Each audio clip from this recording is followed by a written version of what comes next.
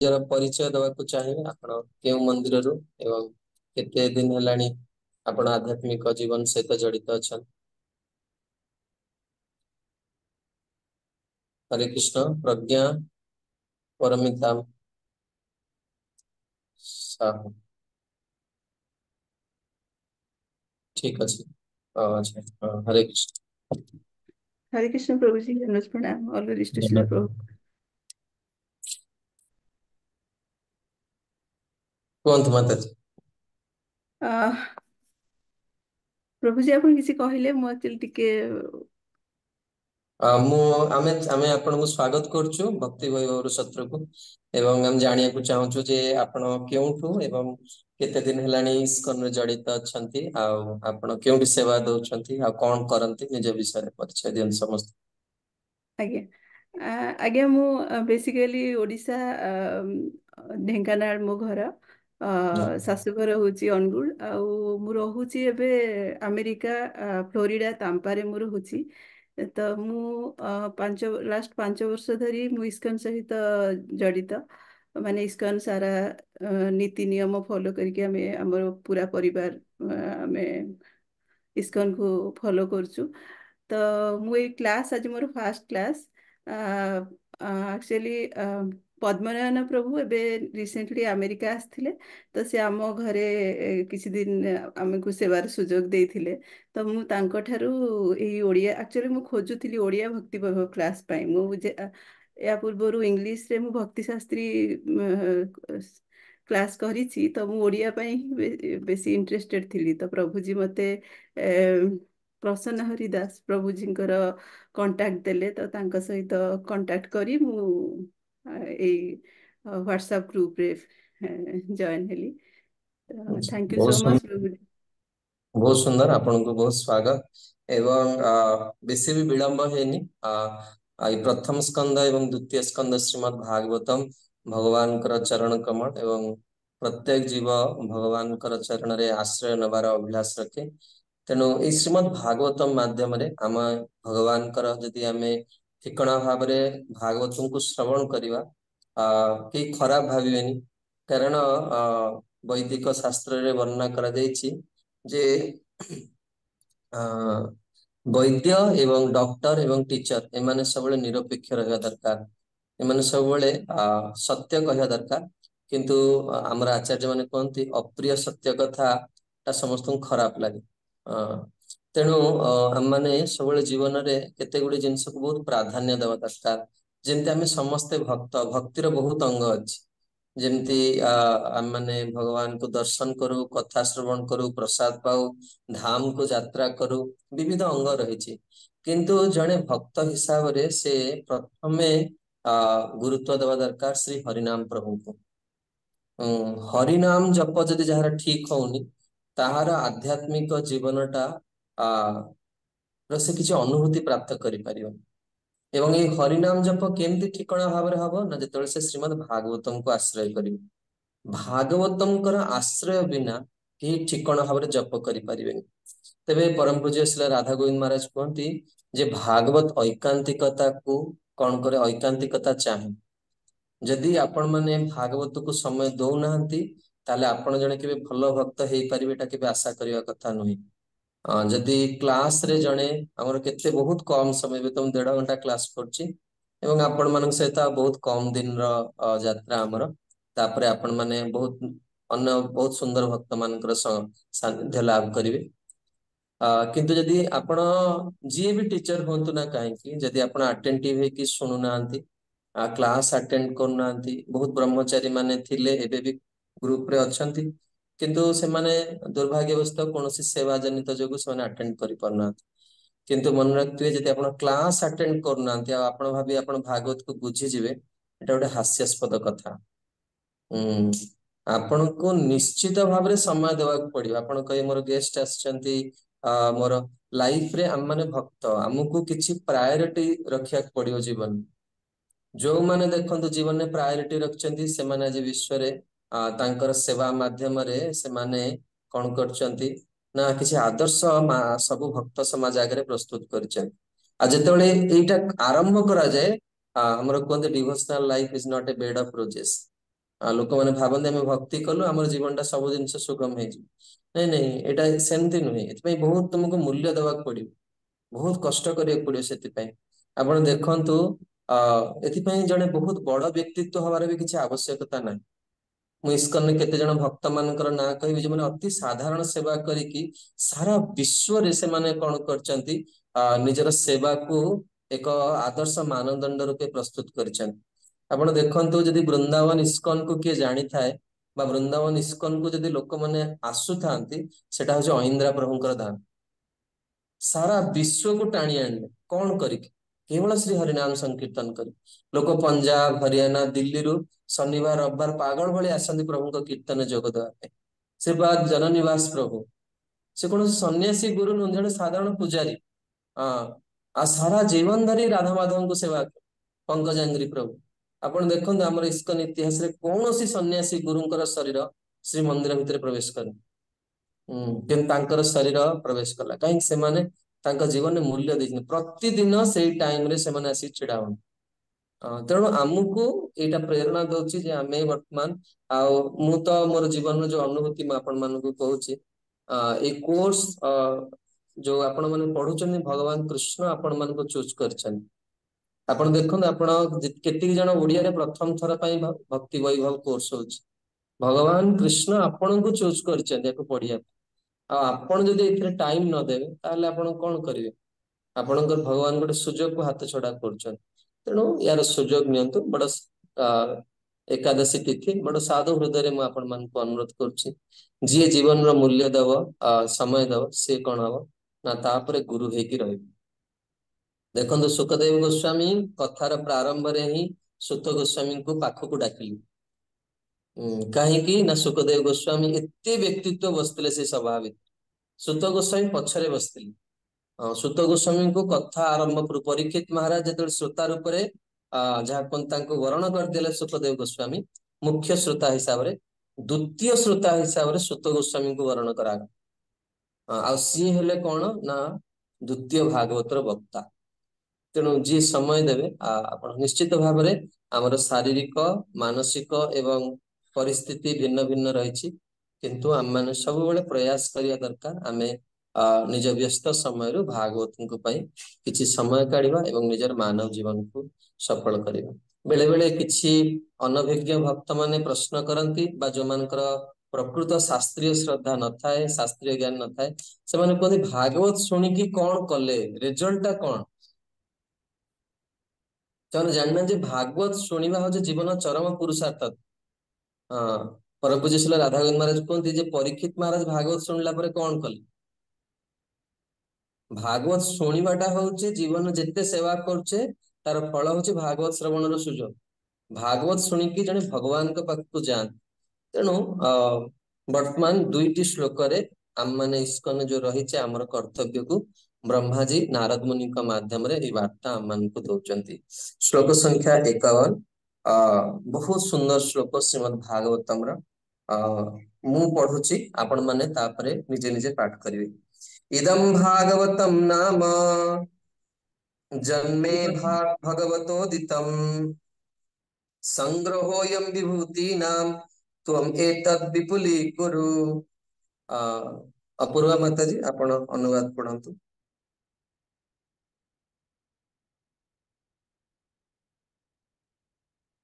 Hare Krishna. Om Narada, the science of God, Srimad Bhagavatam was spoken to me in summary of the Supreme Personality of Godhead, and it was spoken as the accumulation of His diverse potency. Please expand this science yourself. ଏଠି ଓଡ଼ିଆଟା ନାହିଁ କହୁଛନ୍ତି, ପ୍ରଭୁ। ଆଚ୍ଛା ଠିକ ଠିକ ଅଛି। ହେ ନାରଦ, ଏ ଭଗବତ ବିଜ୍ଞାନ ଶ୍ରୀମଦ୍ ଭାଗବତମ ଭଗବାନ ମତେ ସଂକ୍ଷେପରେ କହିଥିଲେ। ଏହା ସଂକ୍ଷେପରେ ତାହାର ବିବିଧ ପୁଞ୍ଜୀଭୂତ ଶକ୍ତିରୁ କୁହାଯାଇଥିଲା। ତୁମେ ଏ ବିଜ୍ଞାନକୁ ବିପୁଳ ଭାବରେ ପ୍ରସାର କର।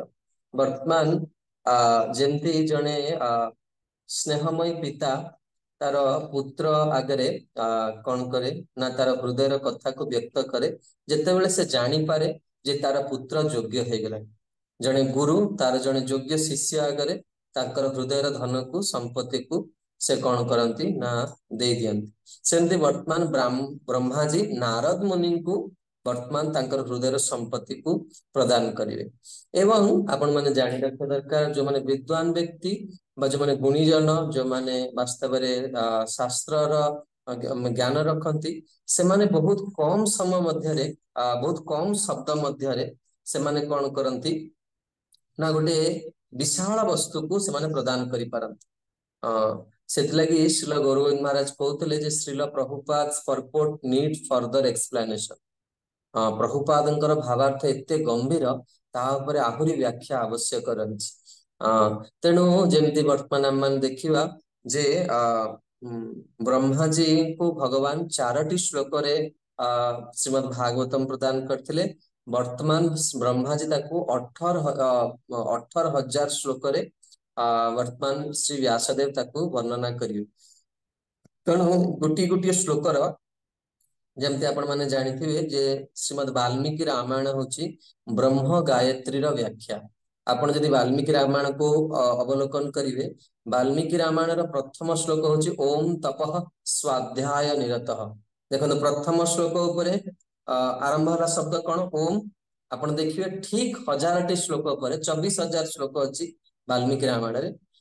24,000 ଶ୍ଲୋକ ପରେ ଯେତେବେଳେ ଆରମ୍ଭ ହଉଛି, ତାପରେ ଭୂ ଶବ୍ଦରୁ ଆରମ୍ଭ ହଉଛି, ତାପରେ ଭୁବ, ତାପରେ 1000 ଶ୍ଲୋକ ପରେ ଭୁବ ଶବ୍ଦର ଆରମ୍ଭ ହଉଛି। ପୁରା ବାଲ୍ମୀକି ରାମାୟଣକୁ ଆପଣ ଦେଖିବେ ବ୍ରହ୍ମ ଗାୟତ୍ରୀର ହିଁ ବ୍ୟାଖ୍ୟା। ତେଣୁ ଏଇ ଶ୍ରୀମଦ୍ ଭାଗବତମ ମଧ୍ୟ ହିଁ ଗାୟତ୍ରୀ, କାରଣ ଧୀମହି ଶବ୍ଦରୁ ଆରମ୍ଭ ହଉଛି। କିନ୍ତୁ ମୋର କହିବା କଥା ହଉଛି, ଗୋଟିଏ ଶବ୍ଦକୁ ବିଦ୍ୱାନ ମାନେ କଣ କରନ୍ତି ନା କେମିତି ବ୍ୟାଖ୍ୟା କରନ୍ତି। ଥରେ ଗୋଟିଏ ବହୁତ ଆମର ଇସ୍କନର ସବୁଠୁ ବଡ ଫେଷ୍ଟିଭାଲ ହଉଛି ଶ୍ରୀଲ ପ୍ରଭୁପାଦଙ୍କର ତିରୋଭାବ ଉତ୍ସବ, ଯୋଉଟା କି ବୃନ୍ଦାବନରେ ହୁଏ। ଏବଂ ପ୍ରାୟ ପ୍ରଭୁପାଦଙ୍କର ପ୍ରତ୍ୟେକ ଶିଷ୍ୟ ମାନେ ସେ ଉତ୍ସବରେ ଯୋଗ ଦିଅନ୍ତି। ବହୁତ ଶିଷ୍ୟ ମାନଙ୍କର ଏଇଟା ରହିଛି ମାହାତ୍ମ୍ୟ ଯେ ସେମାନେ କେବେ ବି ମିସ୍ କରିନାହାନ୍ତି। ଯେମିତି ପରମ ପୂଜ୍ୟ ଗୋପାଳ କୃଷ୍ଣ ଦାସ ଗୋସ୍ୱାମୀ ମହାରାଜ, ପରମ ପୂଜ୍ୟ ଲୋକନାଥ ସ୍ୱାମୀ ଗୁରୁ ମହାରାଜ, ପରମ ପୂଜ୍ୟ ଭକ୍ତି ସ୍ୱରୂପ ଦାମୋଦର ମହାରାଜ, ମାନେ ସାରା ଜୀବନ ଏଇ ଉତ୍ସବ ଗୁଡିକୁ କଣ କରିଛନ୍ତି, କେବେ ମିସ୍ କରିନାହାନ୍ତି। ଅନେକ ଶିଷ୍ୟ ପ୍ରଭୁପାଦଙ୍କର ଯୋଗ ଦିଅନ୍ତି। ତେଣୁ ପ୍ରଭୁପାଦଙ୍କର 10,000 ଶିଷ୍ୟ, ଆଉ ଟାଇମ ଆରମ୍ଭ ହବ ପ୍ରାୟ 9ଟାରୁ ମାନେ 11ଟା ଭିତରେ। 9ଟାରୁ 11ଟା ଭିତରେ କେତେ ଜଣ ଶିଷ୍ୟ କହିବେ ଆପଣ ଭାବନ୍ତୁ। ସକାଳ ମର୍ଣ୍ଣିଂ ସିଫ୍ଟରେ, ପୁଣି ସନ୍ଧ୍ୟା ସିଫ୍ଟରେ ସେଇ 2 ଘଣ୍ଟା। ସେଥିଲାଗି ପ୍ରଭୁପାଦଙ୍କର ଗ୍ଲୋରିଫିକେସନ 5 ଦିନ ହୁଏ। 5 ଦିନ ଭିତରେ ମ୍ୟାକ୍ସିମମ୍ ଯେତେ ଜଣଙ୍କୁ ଦିଆଯାଇପାରେ। ଏବଂ ଯୋଉଦିନ ସକାଳ ମର୍ଣ୍ଣିଂ ସିଫ୍ଟରେ ଯୋଉମାନେ ପ୍ରଚାର କ୍ଷେତ୍ରରେ ବହୁତ ଅଗ୍ରଣୀ, ବହୁତ ମହାନ ମାନେ ପ୍ରଭୁପାଦଙ୍କ ପାଇଁ କାର୍ଯ୍ୟ କରନ୍ତି, ପ୍ରାୟତଃ ସେମାନଙ୍କୁ ସୁଯୋଗ ଦିଆଯାଏ। ଥରେ ଗୋଟିଏ ସଭା ହଉଥିଲା ଶ୍ରୀଧାମ ମାୟାପୁରରେ। ତ ସେଠି 2 ମିନିଟ ଦିଆହେଇଥିଲା ସମୟକୁ କହିବା ପାଇଁ। 2 ମିନିଟ ଭିତରେ ଆପଣ କଣ କହିବେ ଗୋଟେ ଗ୍ଲୋରିଫିକେସନ। ତେଣୁ ସମସ୍ତେ ଆସିଥିଲେ, କହୁଥିଲେ। ଯେତେବେଳେ ଜୟ ଅଦ୍ୱୈତ ସ୍ୱାମୀ, ପରମ ପୂଜ୍ୟ ଶ୍ରୀଲ ଜୟ ଅଦ୍ୱୈତ ସ୍ୱାମୀ ମହାରାଜ ଆସିଲେ, ସେତେବେଳେ ସମସ୍ତ ଟପିକ ଥିଲା ଯେ ସନ୍ନ୍ୟାସୀ ଗୁରୁ ମାନଙ୍କୁ କୁହାଯାଉଥିଲା, ଆପଣ ନିଜ ଆଧ୍ୟାତ୍ମିକ ଜୀବନର ସାରକୁ କୁହନ୍ତୁ। ଆପଣ ଏତେ ଦିନ ମାନେ ଭକ୍ତି ଯାଜନ କଲେଣି, ଏତେ ପ୍ରଚାର ପ୍ରସାର କରୁଛନ୍ତି, ଆପଣଙ୍କର ଆଧ୍ୟାତ୍ମିକ ଜୀବନର ଅନୁଭବର ସାର ବସ୍ତୁକୁ କୁହନ୍ତୁ 2 ମିନିଟ ଭିତରେ। ଆଉ ସେ ଯିଏ ଏମସି ଥିଲେ ସେ କହୁଥିଲେ ଯେ 2 ମିନିଟ ବହୁତ, ମାନେ ବହୁତ ଟାଇମ ଦିଆ ହଉଛି ଜଣକୁ। ତେଣୁ ଯେତେବେଳେ ଜୟ ଅଦ୍ୱୈତ ସ୍ୱାମୀ ମହାରାଜ ଆସିଲେ, ସେ କହିଲେ ହରେ କୃଷ୍ଣ କହିଲେ, ଏବଂ ସେ ଫେରିବାକୁ ଚାଲିଲେ, ମାନେ ବାହାରିଲେ ଫେରିବା ପାଇଁ। ତେଣୁ ସେ କହିଲେ ମହାରାଜ ଆପଣ ଖରାପ ଭାବନ୍ତୁନି, ଆପଣ କିଛି ଅଧିକା ସମୟ ଚାହୁଁଛନ୍ତି କି? ସେ କହିଲେ ନାଇଁ ନାଇଁ, ମୁଁ ମୋର ପୁରା ଯୋଉ 40 ବର୍ଷର ଅନୁଭୂତିର ସାରକୁ କହୁଛି, ଯେ ସମ୍ପୂର୍ଣ୍ଣ ଆଧ୍ୟାତ୍ମିକ ଜୀବନର ଅନୁଭୂତିର ସାର ହଉଛି ହରେ କୃଷ୍ଣ।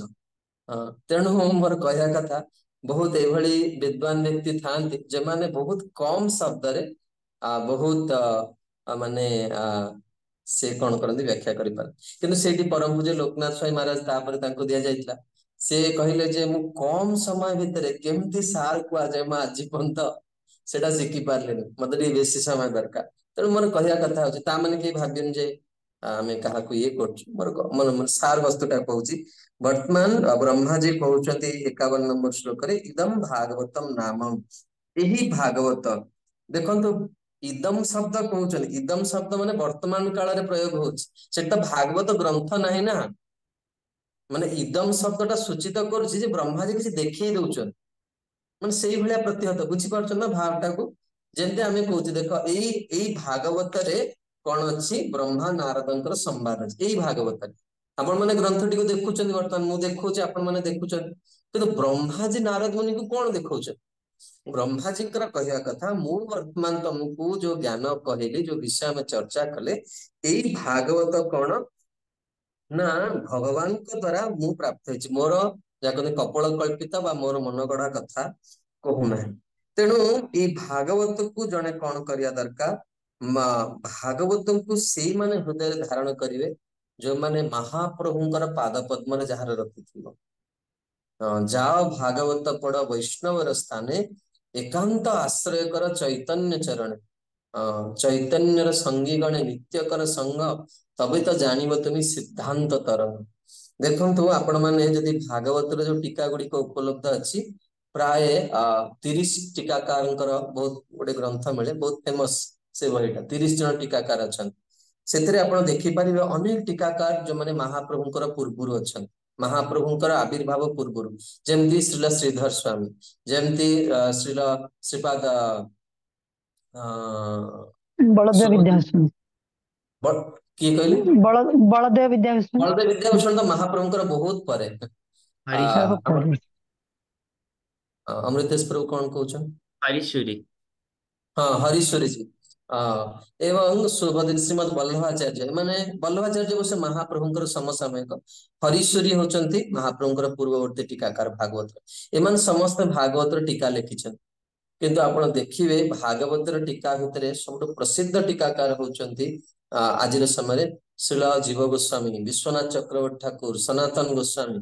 ଏମାନଙ୍କର ଟୀକା ଗୁଡିକ ବହୁତ ପ୍ରସିଦ୍ଧ, କାରଣ ମହାପ୍ରଭୁଙ୍କ ପରେ ଆମର ଶ୍ରୀଲ ଗୌରଙ୍ଗ ସ୍ୱାମୀ ଗୁରୁଦେବ କୁହନ୍ତି ଯେ କଞ୍ଚା ଆମ୍ବକୁ କାହାକୁ ମାନେ କିଏ ଖାଇପାରେ ନ ଖାଇପାରେ, କିନ୍ତୁ ପାଚିଲା ଆମ୍ବ ଯୋଉଠି ଥିବ ନା, ସେ ତାର ଅନେକ ଦୂରରୁ ତାର ଉପସ୍ଥିତିର ବାର୍ତ୍ତା ପହଞ୍ଚେଇ ଦବ, ତାର ସୁଗନ୍ଧ, ତାର ସୌନ୍ଦର୍ଯ୍ୟ, ତାର ମାନେ ମାନେ ତାର ଯୋଉ ମାଧୁରିମା, ତାକୁ ଯିଏ ଦେଖିବ, ସେଥିଲାଗି ମହାପ୍ରଭୁ ହଉଛନ୍ତି କଣ ନା ପକ୍ୱ ଆମ୍ବ, ସୁମିଷ୍ଟ ପକ୍ୱ ଆମ୍ବ। ଆଉ ପାଚିଗଲା ପରେ ଆମ୍ବ ଯେତେବେଳେ ହଳଦିଆ ଦେଖାଯାଏ, ତାହା ମହାପ୍ରଭୁଙ୍କର ସ୍ମରଣ ଆଣିବି। ଆଉ କୃଷ୍ଣ ହଉଛନ୍ତି କଞ୍ଚା ଆମ୍ବ। ତେଣୁ କେହି ଭାବିବେନି ଯେ କୃଷ୍ଣଙ୍କୁ ଆମେ ଛୋଟ କରିଦଉଛୁ, କୃଷ୍ଣ କଞ୍ଚା ଆମ୍ବ ହେଲେ ବି ସେ ବହୁତ ସୁନ୍ଦର, କିନ୍ତୁ ମହାପ୍ରଭୁ, ସେଇ କୃଷ୍ଣ ହିଁ ମହାପ୍ରଭୁ ରୂପରେ ଆସିଛନ୍ତି ଏଇ କଳି ଯୁଗରେ। ତେଣୁ ମହାପ୍ରଭୁ ଆହୁରି ସୁନ୍ଦର। ତେଣୁ ଏଠି ପ୍ରଭୁପାଦ ଭାବାର୍ଥରେ ମଝିରେ ଲେଖୁଛନ୍ତି ପାରାଗ୍ରାଫରେ, ଜଣେ ପ୍ରାମାଣିକ ଅଧିକାରୀ ଗୁରୁ ପରମ୍ପରାରେ ଆସୁଥିବା ଉଚିତ। ଯିଏ ଗୁରୁ ହେବେ, ଜଣେ ଜଣଙ୍କଠୁ ଦୀକ୍ଷା ନେବ, ସେ ଜଣେ ପ୍ରାମାଣିକ ଗୁରୁ ପରମ୍ପରାରେ ଆସୁଥିବା ଦରକାର, ଏବଂ ବ୍ରହ୍ମାଙ୍କ ଠାରୁ ନାରଦ ପର୍ଯ୍ୟନ୍ତ, ନାରଦଙ୍କ ଠାରୁ ବ୍ୟାସ ପର୍ଯ୍ୟନ୍ତ, ବ୍ୟାସଙ୍କ ଠାରୁ ସୁକଦେବ ପର୍ଯ୍ୟନ୍ତ, ଏବଂ ସୁକଦେବ ଗୋସ୍ୱାମୀଙ୍କ ଠାରୁ ସୁତ ଗୋସ୍ୱାମୀଙ୍କ ପର୍ଯ୍ୟନ୍ତ ଏଇ ପରମ୍ପରା ଚାଲିଛି। ଆମେ ସେଇ ପରମ୍ପରାର ଭାଗବତ ଶୁଣିବା ଦରକାର। ତେବେ ଆମେ ମାନେ ଯୋଉ ଭାଗବତ ଶ୍ରବଣ କରୁଛେ, ତାହା ସୁତ ସୌନକ ସମ୍ବାଦ ଶ୍ରବଣ କରୁଛେ, ଏଇଟା ଆମେ ଜାଣିବା ଦରକାର। ପ୍ରଥମ ଦିନ ପ୍ରଥମ କ୍ଲାସରେ ଆପଣ ମାନଙ୍କୁ ଏଇଟା ବ୍ୟକ୍ତ କରିଥିଲି, ସୁତ ସୌନକ ସମ୍ବାଦ ଆମେ ମାନେ ଶ୍ରବଣ କରୁଛେ।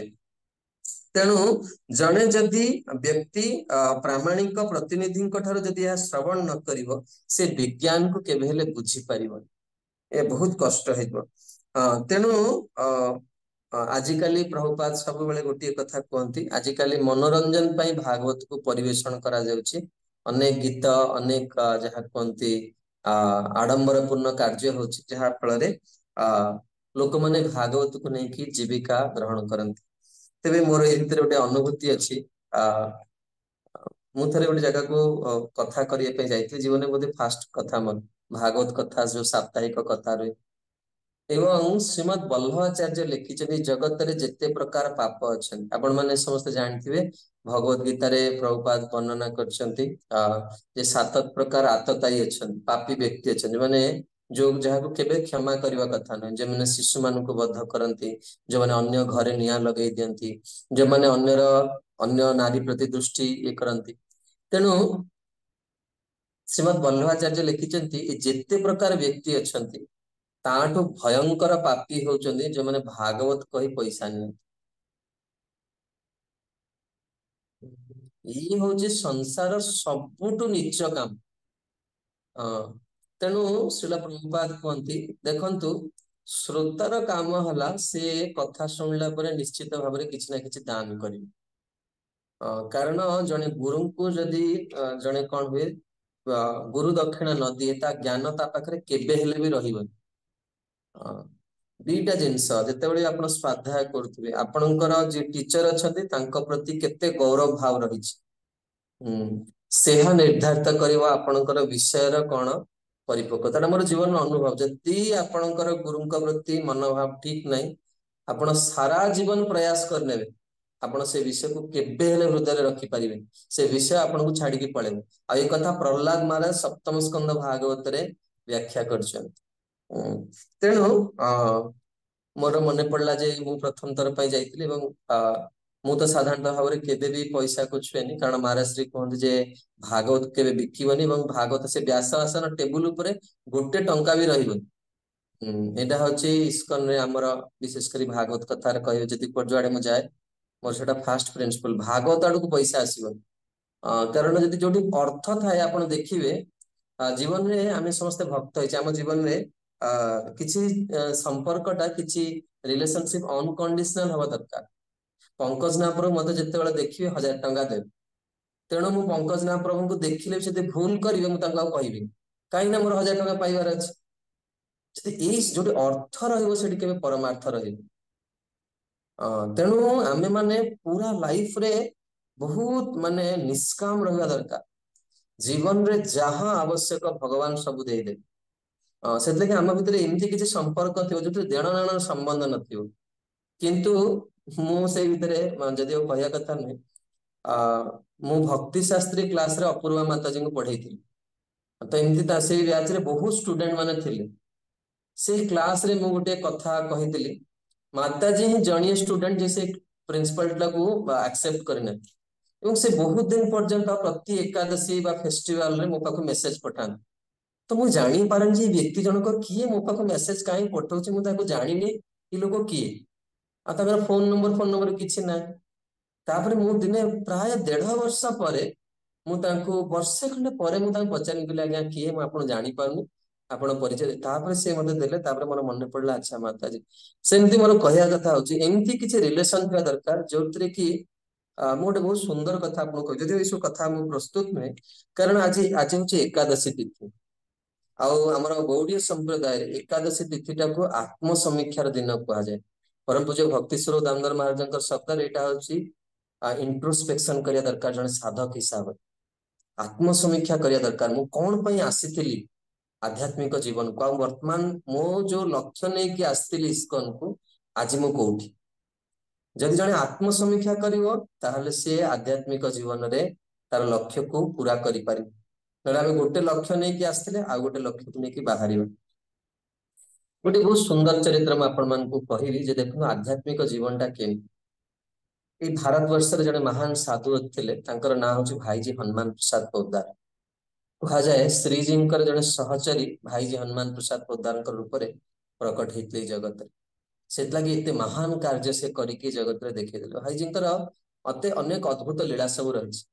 ତେବେ ଜଣେ ନାରୀ ତାଙ୍କୁ ଗୁରୁ ରୂପରେ ଗ୍ରହଣ କରିଥିଲେ ଏବଂ ତାଙ୍କର ଗୋଟେ ଚିତ୍ର, କାରଣ ଭାଇଜୀଙ୍କର ପୁରା ଷ୍ଟ୍ରିକ୍ଟ ଇନଷ୍ଟ୍ରକ୍ସନ, ତାଙ୍କ ଫଟୋ ଉଠାଯିବନି। ଆପଣ ଆଜିକାଲି ନେଟରେ ସେ ଗୋଟିଏ କି 2-3ଟି ଫଟୋ ଭାଇଜୀଙ୍କର ପାଇବେ। ସେମାନଙ୍କର ଭାଇଜୀ ହନୁମାନ ପ୍ରସାଦ ପୋଦ୍ଦାର, ଜୟେନ୍ଦ୍ରାଲ ଗୋଏନ୍ଦକାଜୀ, ଶ୍ରଦ୍ଧେୟ ରାମସୁଖ ଦାସ, ସେମାନଙ୍କର ଫଟୋ ଉଠାଯିବନି। ସେମାନେ ଭାରି ଷ୍ଟ୍ରିକ୍ଟ ଥିଲେ ସେଇ ସବୁ ଜିନିଷ।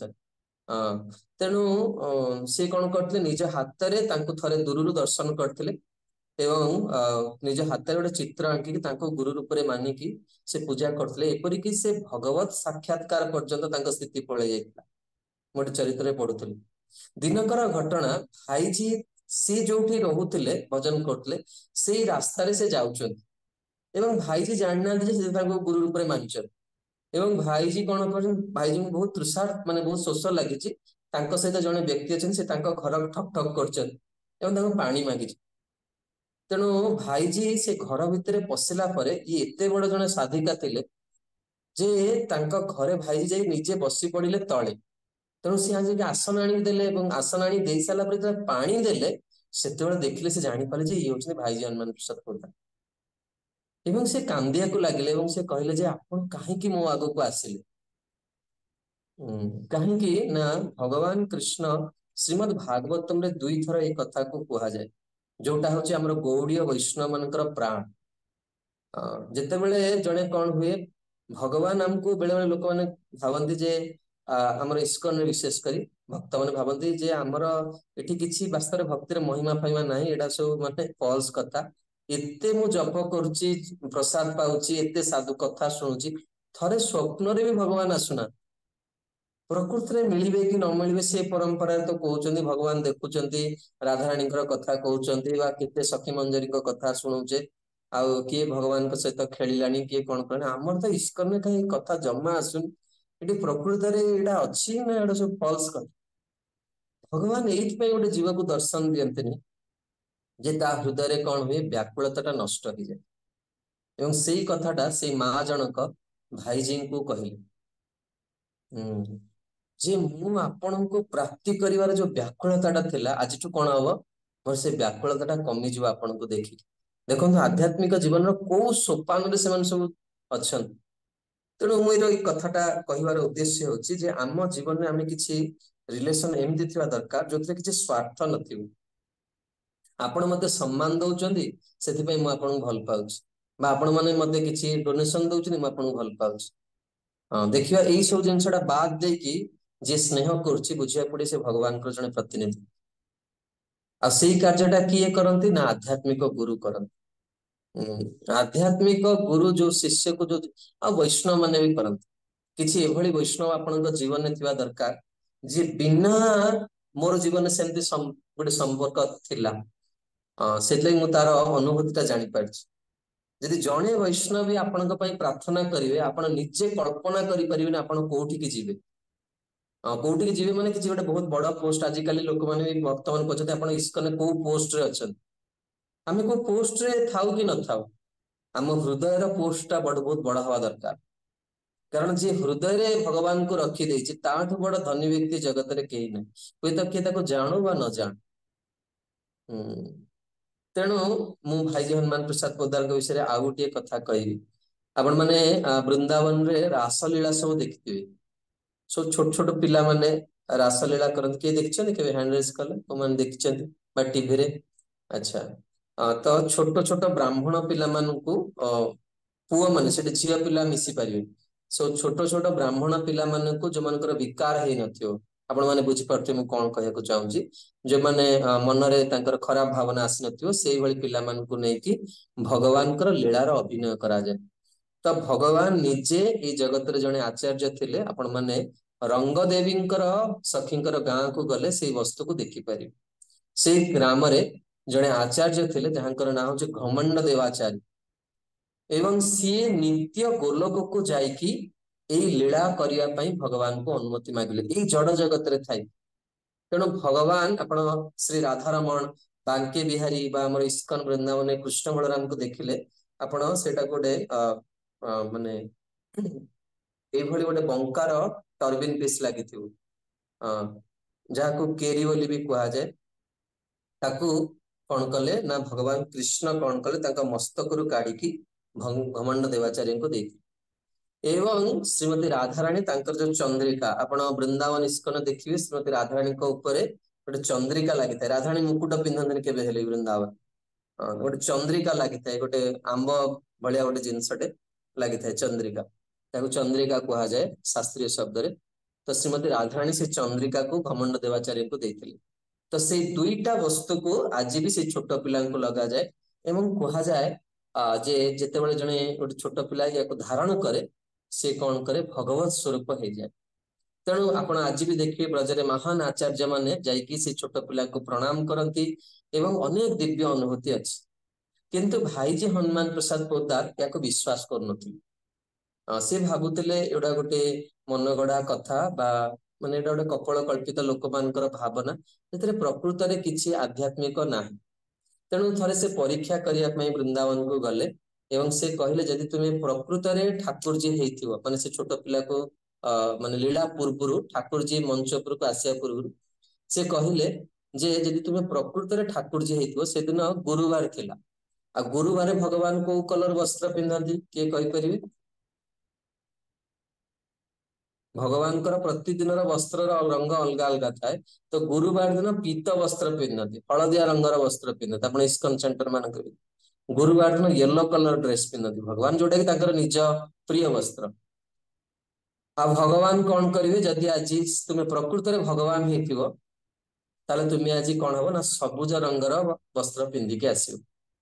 ତେଣୁ ସେ ଯୋଉ ଠାକୁରଜୀ ଥିଲେ ସିଏ କଣ କଲେ, ଭିତରେ ପୁରା କାନ୍ଦିକି ଗଡିଗଲେ। ସେ କହିଲେ ମତେ ସବୁଜ କଲର ବସ୍ତ୍ର ପିନ୍ଧ, କାରଣ ସଜେଇବା ପାଇଁ ପାଖାପାଖି 1.5 ଘଣ୍ଟା ସମୟ ଲାଗେ ଭଗବାନ ସେ ରାସଲୀଳା। ତେଣୁ ସେ ଠାକୁରଜୀ ତାକୁ ଆପଣ ଛୋଟ ପିଲା ଯଦି ଭାବିଥାନ୍ତେ ତ ବୁଝେଇକି ତାକୁ ପିନ୍ଧେଇ ଦିଆଯାଇଥାନ୍ତା। ତେଣୁ ସେ ଯେତେବେଳେ ପିନ୍ଧିବାକୁ ଜିଦ୍ଦି କଲେ, ତେଣୁ ସେ ଯେ ଜାଣିଲେ ଯେ ଲୀଳାର ସମୟ ହେଇଗଲାଣି, ବର୍ତ୍ତମାନ ଡେରି ହେଇଯିବ, ଲୋକମାନେ ସାଧକ ମାନଙ୍କର ଅସୁବିଧା ହବ। ତେଣୁ ସେ ଠାକୁରଜୀଙ୍କୁ ବୁଝେଇଲେ, ଲାଲା ତୁ ଆଜି ପିନ୍ଧେଇଥା ହଳଦିଆ, କାଲି ତତେ ସବୁଜ ରଙ୍ଗର ପିନ୍ଧା ହବ। ସେ କହିଲେ ନା ନା ମୋ ଭକ୍ତ ଆସିଛି, ତୁମେ ମତେ ସବୁଜ ରଙ୍ଗର ପିନ୍ଧାଅ, ନହେଲେ ବର୍ତ୍ତମାନ ତୁମକୁ ନଷ୍ଟ କରିଦେବି। ଆଉ ସେ ଛୋଟ ପିଲାଟା ଏମିତିଆ କଥା କେମିତି କହିବ? ତା ଭିତରେ ତାର ପରିବାର ଲୋକ ଅଛନ୍ତି, ସେ ତାର ଗୁରୁ ଯିଏ ତାକୁ ବୁଝଉଛନ୍ତି, ସେ ତାର ଆଧ୍ୟାତ୍ମିକ ଗୁରୁ। ଜଣେ ନିଜ ଗୁରୁଙ୍କୁ ଏଇଭଳି କେମିତି କଥା କହିପାରିବ? ଯେହେତୁ ତାଙ୍କ ଭିତରେ ଭଗବତ ଆବେଶ ଆସିଯାଏ, ତେଣୁ ସେ କହିଲେ ଯଦି ମୋ ଭକ୍ତ ଇଚ୍ଛା କରୁଛି ମତେ ସବୁଜ ରଙ୍ଗର ପିନ୍ଧେଇବାକୁ, ବସ୍ତ୍ରରେ ଦେଖିବାକୁ, ତୁମେ ଯଦି ମତେ ସେଥିରେ ନ କରିବ ତାହେଲେ ମୁଁ ତୁମର କଣ କରିବି, ମୁଁ ତୁମକୁ ଦେଖିନି, ଠାକୁରଜୀ କହିଲେ। ତେଣୁ ସେ ଯେ ଗୁରୁ ଯିଏ, ତାଙ୍କ ନାଁ ହଉଛି କି ସେ ରାଷ୍ଟ୍ରପତି ପୁରସ୍କାର ବି ପାଇଛନ୍ତି ଭାରତ ସରକାରଙ୍କ, ପଦ୍ମଶ୍ରୀ ନା ପଦ୍ମ ବିଭୂଷଣ କଣ ପାଇଛନ୍ତି। ତେଣୁ ସିଏ ଆସିକି ବାହାରେ ହାତ ଯୋଡିଲେ, କହିଲେ ଆଜ୍ଞା ଏଇ ସଭା ଭିତରେ କିଏ ସେ ବସିଛନ୍ତି ଯିଏ ଭଗବାନଙ୍କୁ ସବୁଜ ରଙ୍ଗର ବସ୍ତ୍ରରେ ଦେଖିବାକୁ ଚାହୁଁଛନ୍ତି? ଭାଇଜୀ ସେଠି ବସିଛନ୍ତି।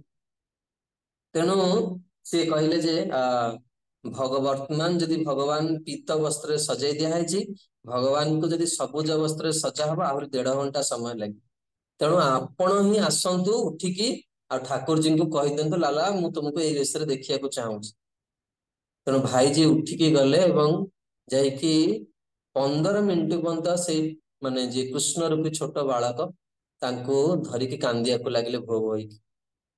ତେଣୁ ଏଇଟା ହଉଛି ଆଧ୍ୟାତ୍ମିକ ଜଗତ। ଏଠି ଆମେ ବଡ ସାବଧାନରେ ରହିବା ଦରକାର। ତେଣୁ ମୋର ପ୍ରସଙ୍ଗ ଥିଲା ଯେ ଆମେ ଭାଗବତ କଥା କହିକି କେବେ ହେଲେ ଅର୍ଥ ଆଶା କରିବା କଥା ନୁହେଁ। କାରଣ ଯୋଉଠି ଅର୍ଥ ଥିବ, ମୁଁ ଯେତେବେଳେ ଆପଣଙ୍କୁ ଦେଖିବି ମୁଁ କହିବି ମତେ ପଇସା ଦବ। ଗୋଟେ ଗଣିକାର ଜୀବନ ଭଳି ଆମ ଜୀବନଟା ହେଇଯିବ। ସେଥିପାଇଁ ଭକ୍ତି ବିନୋଦ ଠାକୁର ଲେଖିଲେ, ଧରି ସାଧୁ ବେଶ ଅନ୍ୟ ଉପଦେଶ ଏ ବଡ ମାୟାର ରଙ୍ଗ। ଆପଣ ମତେ ସବୁବେଳେ ଦେଖିଲେ ପ୍ରଣାମ କରନ୍ତି, ହରେ କୃଷ୍ଣ କୁହନ୍ତି, ଦିନେ ହରେ କୃଷ୍ଣ କହିବେନି, ଆପଣ ମନରେ ଭାବି କାହିଁକି ହରେ କୃଷ୍ଣ କହିଲେନି। ସେଠୁ କଳ୍ପନା, ମାନେ ଯୋଉଟା ଜପ କରିବା ଛାଡିକି ଆମେ ଏଇଥିରୁ ଚିନ୍ତା କରୁ ଯେ ସେ ମତେ ସବୁଦିନ ସମ୍ମାନ ଦିଏ, ଆଜି କାହିଁକି ମତେ ସମ୍ମାନ ଦେଲାନି। ତେଣୁ ଜଣେ ସାଧକ, ଦେଖନ୍ତୁ ଭାଗବତ ଏଇ କୋର୍ସର ବହୁତ ଗୁଡେ ଆଭିମୁଖ୍ୟ ରହିଛି। ଏହା ଆମର ଚିନ୍ତାଧାରା, ଆମର ବିଚାରଧାରାକୁ ମଧ୍ୟ କଣ କରି ପରିବର୍ତ୍ତନ କରିକି ଭଗବାନଙ୍କର ଶୁଦ୍ଧ ଭକ୍ତି ଆଡକୁ ନେଇକି ଯିବ। ତେଣୁ ପ୍ରଭୁପାଦ ଏଠାରେ ବର୍ଣ୍ଣନା କରୁଛନ୍ତି ଯେ କେବେ ହେଲେ ଶ୍ରୋତା ମାନଙ୍କର ମନୋରଞ୍ଜନ କରିବା ପାଇଁ କେବେ ଜଣେ ଅଭିଳାଷ, ଥରେ ପରମ ପୂଜ୍ୟ ଭକ୍ତି ଗୁରୁ ନାରାୟଣ ମହାରାଜ 2011 ମସିହାରେ ଗୋଟେ ବହୁତ ସୁନ୍ଦର କଥା କହିଥିଲେ।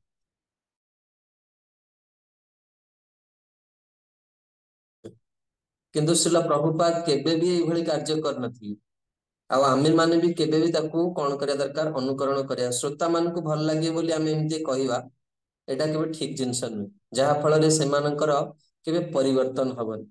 ବହୁତ ଭକ୍ତ ମାନେ ଏଠି ବସିଛନ୍ତି, ଆପଣ ମାନେ ଯୋଉମାନେ ଗୃହସ୍ଥ ଆଶ୍ରମରେ ଅଛନ୍ତି, ଆପଣ ଚିନ୍ତା କରନ୍ତୁ ଯେତେବେଳେ ଆପଣ ପ୍ରଥମେ ଭକ୍ତି ଆରମ୍ଭ କଲେ, ଆପଣ କେତେ ପ୍ରତିବନ୍ଧକର ଶିକାର ହେଇନଥିବେ, ଆପଣଙ୍କର ପରିବାର ଲୋକମାନେ କେତେ ବିରୋଧ ନ କରିଥିବେ ଆପଣ ମାନେ, ଆଉ କେତେ ପ୍ରତିବନ୍ଧକ ସତ୍ତ୍ୱେ ଆପଣ ଆଜି ଭକ୍ତ ରୂପରେ ଛିଡା ହେଇଛନ୍ତି। ଆପଣ ଏଇଟା ଚିନ୍ତା କରନ୍ତୁ। ଯଦି ଶୁଦ୍ଧତା ନଥିବ ତାହେଲେ କେବେ ପରିବର୍ତ୍ତନ ଆସିବନି ଜୀବନରେ। ତେଣୁ ପରବର୍ତ୍ତୀ ଶ୍ଲୋକ, ଯଥାହରौ ଭଗବତୀ ନୃଣାମ୍ ଭକ୍ତିର୍ଭବିଷ୍ୟତି ସର୍ବାତ୍ମନି ଅଖିଲାଧାରେ ଇତି ସଂକଳ୍ପ୍ୟ ବର୍ଣ୍ଣୟ। ଚରଣ ସରୋଜ ପ୍ରଭୁ ଅନୁବାଦ ପଢନ୍ତୁ।